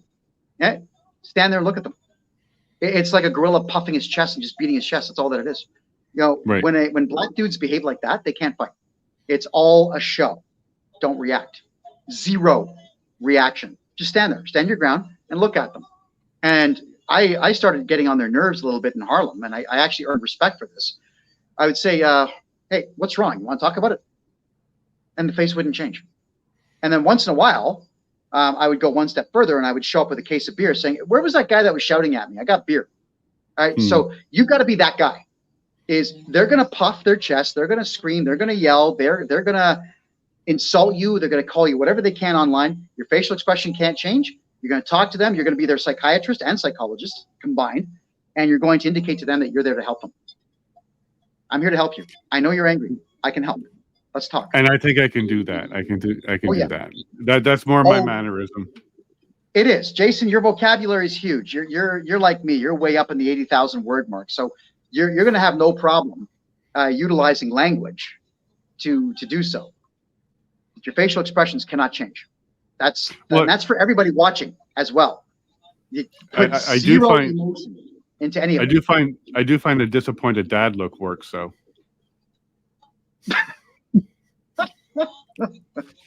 Like, really? Once in a while, Jason, once in a while, when it's some Antifa idiot screaming at me in Calgary, I would say, chill, that's not nice, That's bad language, Oh God, that drives them nuts. But yeah, no, you're in a political campaign. In traffic and stuff, instead of flipping the bird, you just shake your head, a little disappointed look. And I find that's more effective because it actually cuts right to them. They're expecting you to respond in an aggressive way, but when you don't, I know, by disapproval, it kind of cuts a little deeper. Because a lot of them don't have fathers, and they don't have people that were standing up and firm to them, so that when they actually feel that, for maybe sometimes for the first time, they don't like it. Can I tell a story here? Because this is why I'm telling you. No, this is why I'm telling you what I'm telling you here. Okay. Okay. I'm in. For those, oh shit, what happened? I'm here. Uh-oh. Yeah, no, I'm here. Okay. Whew, no, my phone. I thought my phone just okay. Woo. Sorry about the S word. I'm a little flattered. Everything just turned off there for a second. Okay. So, for those who know Mississauga, we were driving north on Hurontario Street, crossing over top of Highway 403. Highway 10. Yeah, Highway 10. And we're crossing Highway 403. And there was a guy who was just shaking a woman like that. My buddy hits the brakes and goes, I'm going to stop this. I said, okay, well, I got your back. So he gets out of the car, opens up his trunk, and he's got his tire iron like this. He goes, hey, man, let her go. And he's got the tire iron like this. All right. Now, the guy who was shaking the chick, that's it. Turns. Nothing changed on his face. He didn't care. And my buddy Paul goes, whoa. Yeah, exactly. I said, yeah, I know. And now he knows you're afraid of him. So what do you want to do now? Because I'm laughing, right? I've been in street fights before. So I said, look, why don't we just call the cops and let them deal with this?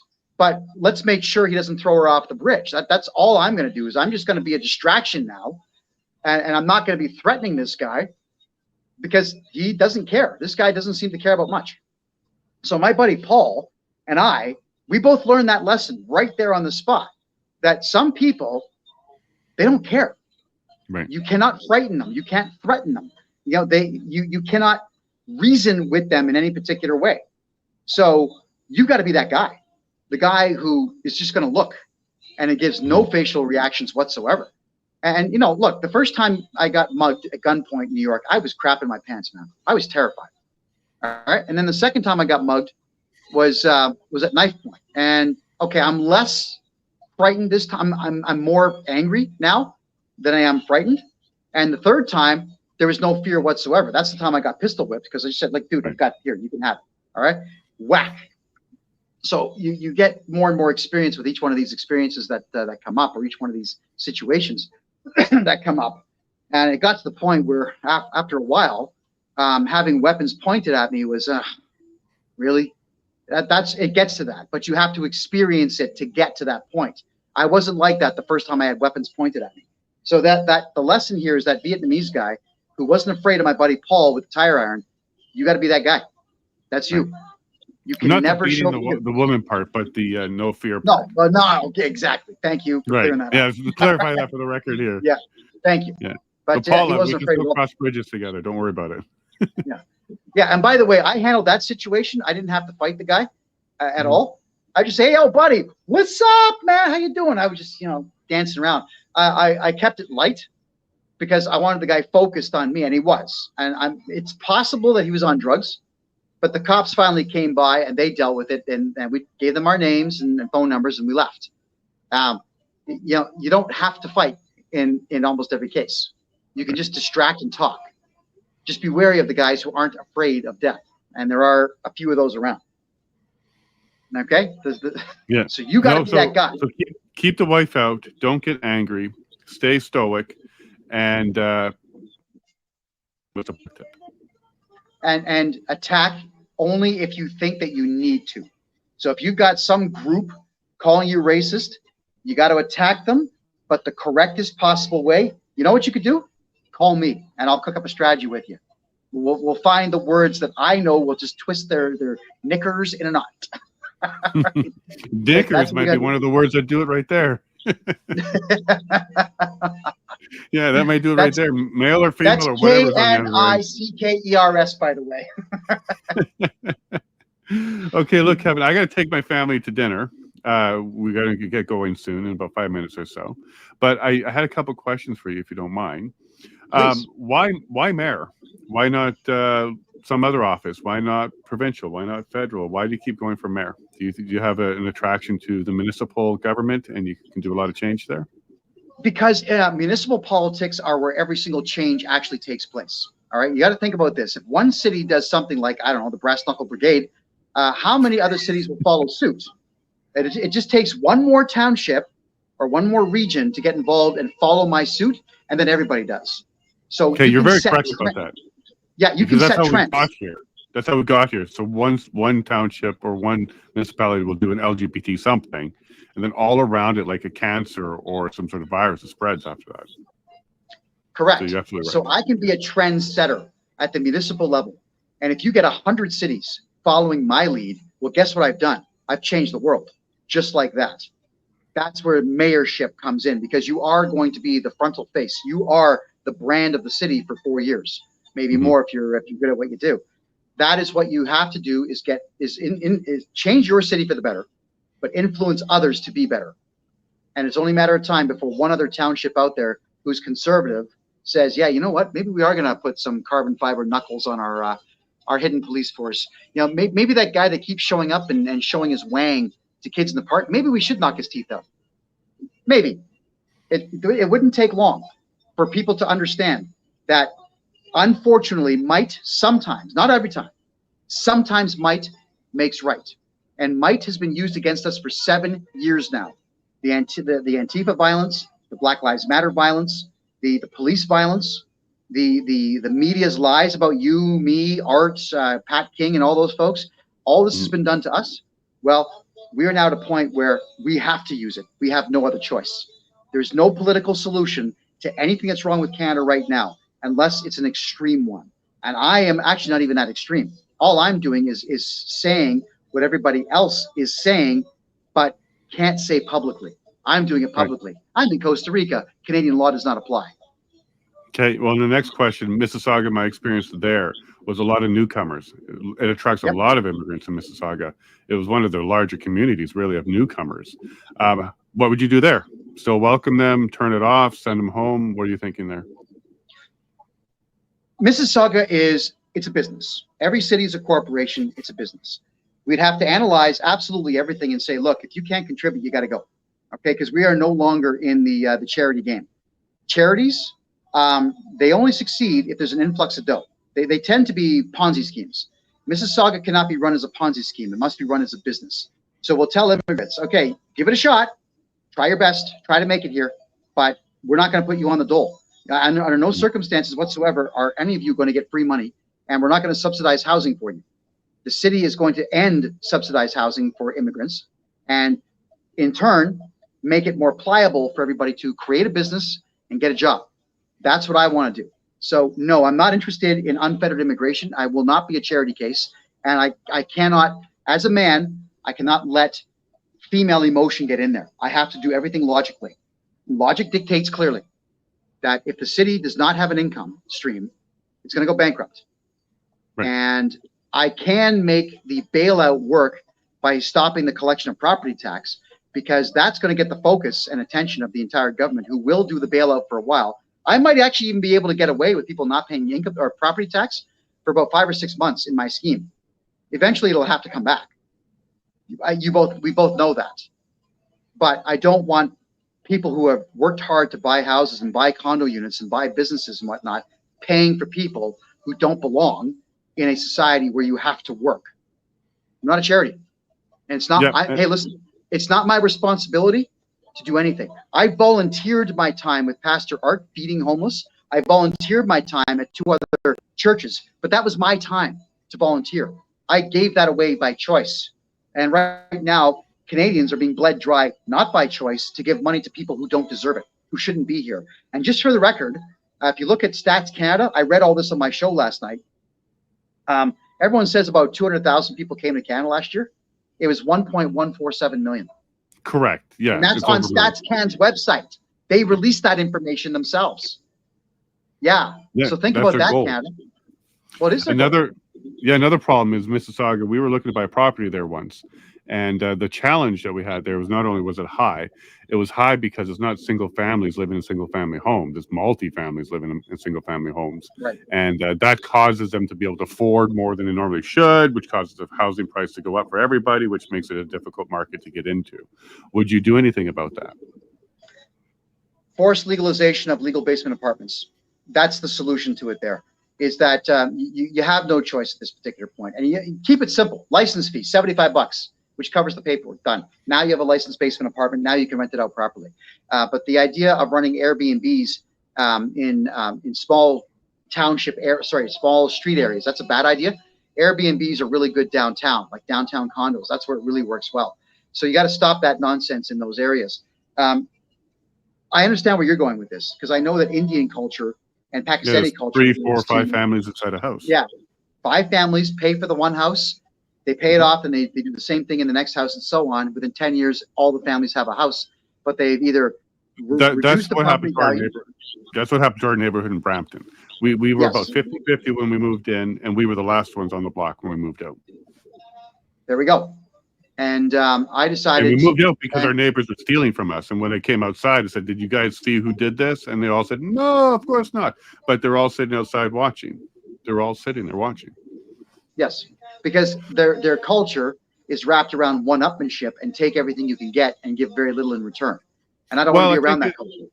Yeah, you're not wrong about that, but I think in our particular case, it was to get us to move, because immediately we had offers on the house from community members. Well, possibly. Oh, hey, yep. Kevin, tell us what you really think. Well, I'm in Costa Rica, so I can finally say what I really think. Do you guys have any idea how much I've been censoring myself? It's to the point where I was ready to burst. Yes, I was censoring myself. This one. You did this one. I saw that one. Yeah, that's a joke. I don't mind giving the RCMP the finger. The censorship thing is a joke. Here, there you go. RCMP, that's for all of you. I don't censor. Look, Jason, I always had the cops at my door. I always had politicians at my door. I had CSIS and RCMP. They have files on me 5 inches thick, and it's all because I have influence.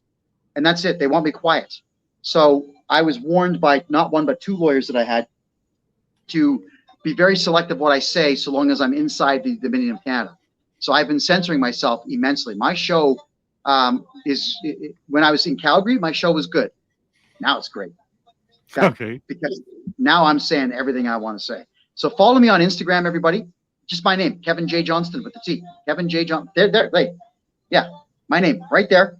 Follow me on Instagram, because I put all my videos on Instagram first, and then I put them onto freedomreport.ca second. All right, and freedomreport.ca is where you can find my show. So I'm live Tuesday, Wednesday, Thursday, 9 p.m. Eastern time. In fact, let's just do the shtick right now.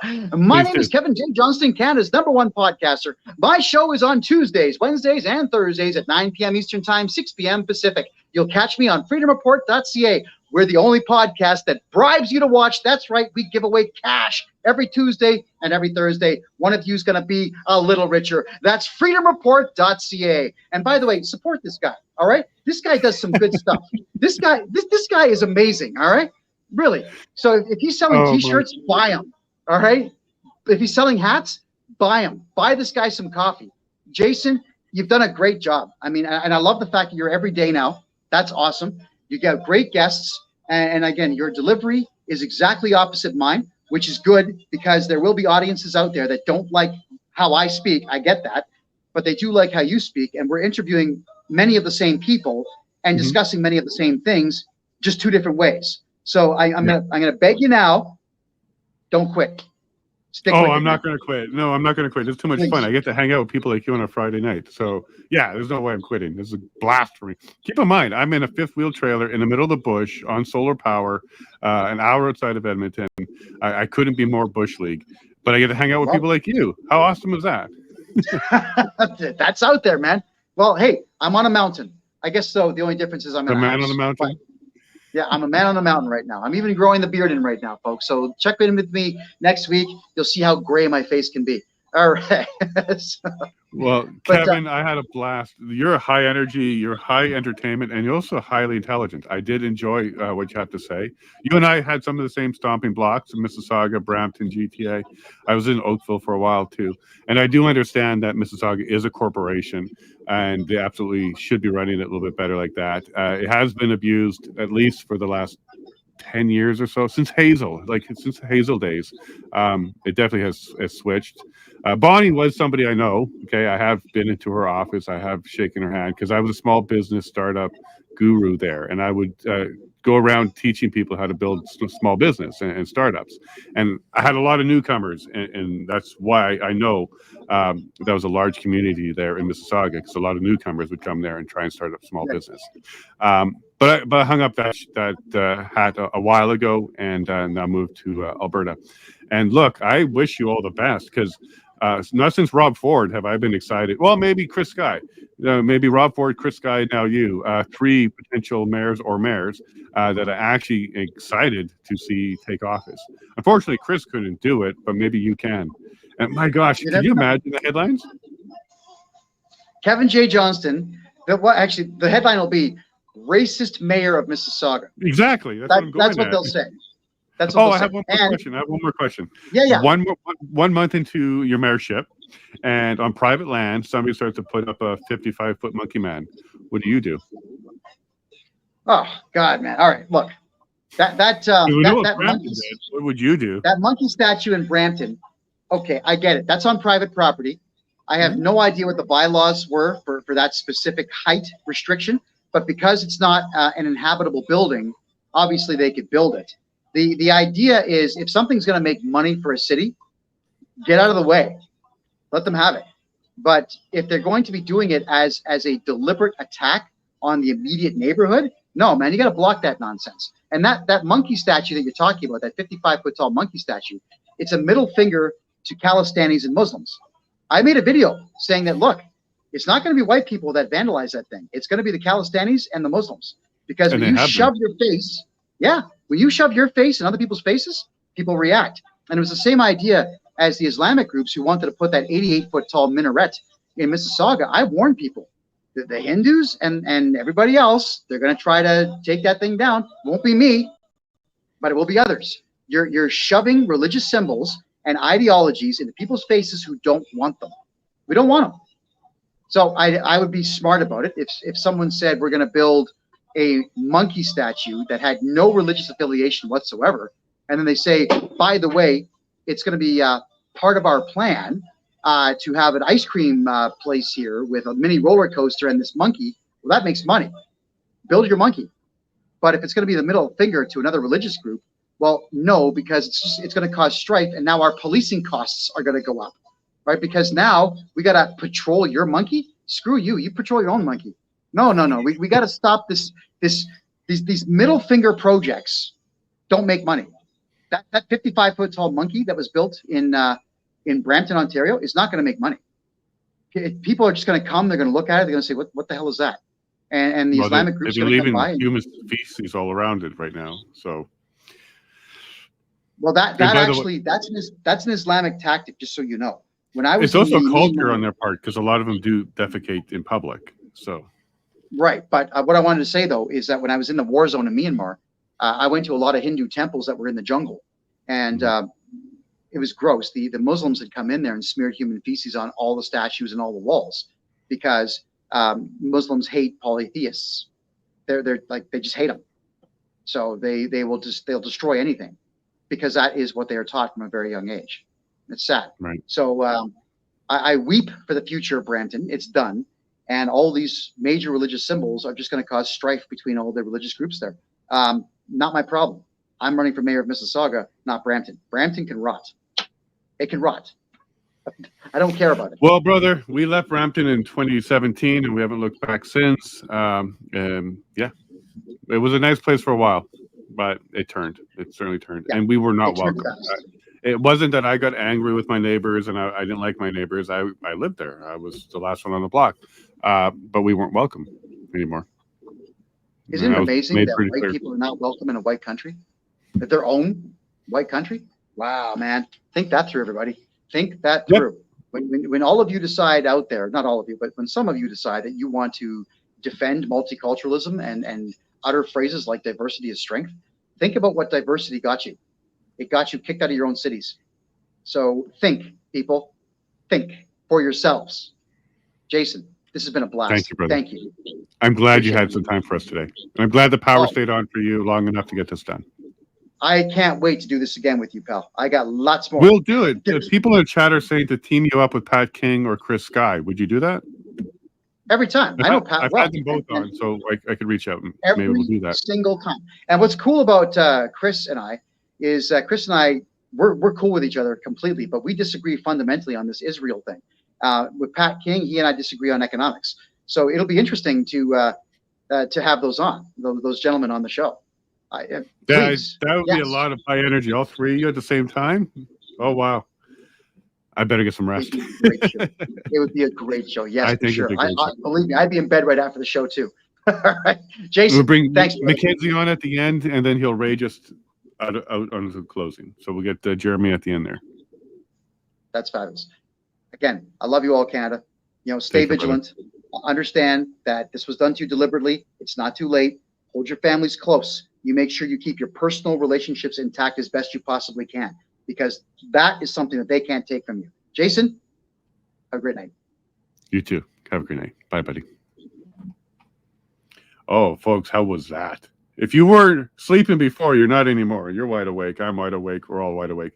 But holy, there's a lot going on out there. I wish them all the best. When I had Chris Sky on, it was right before the election in Toronto. I had some good ideas. They're slightly different than Kevin's. But look, this is the type of people we do want, right? The ones that will stand up and go for it. Odds may be against him. It may be a challenge. He's going to get threats. The police forces, services, we'll call it services, that's what they call it now, will harass him. And from time to time, they're going to lock him up and put him away. But these are the fighters we want, right? Loud, boisterous, out there, intelligent, articulate, can actually put a sentence together. This is what we want. Nonviolence too. The 46 guys, I think he said he took on, but yeah, you got to do what you got to do sometimes. I find this interesting, and I remember the Rob Ford days when Toronto was alive and the whole world knew about Toronto, and all they could talk about was the mayor there.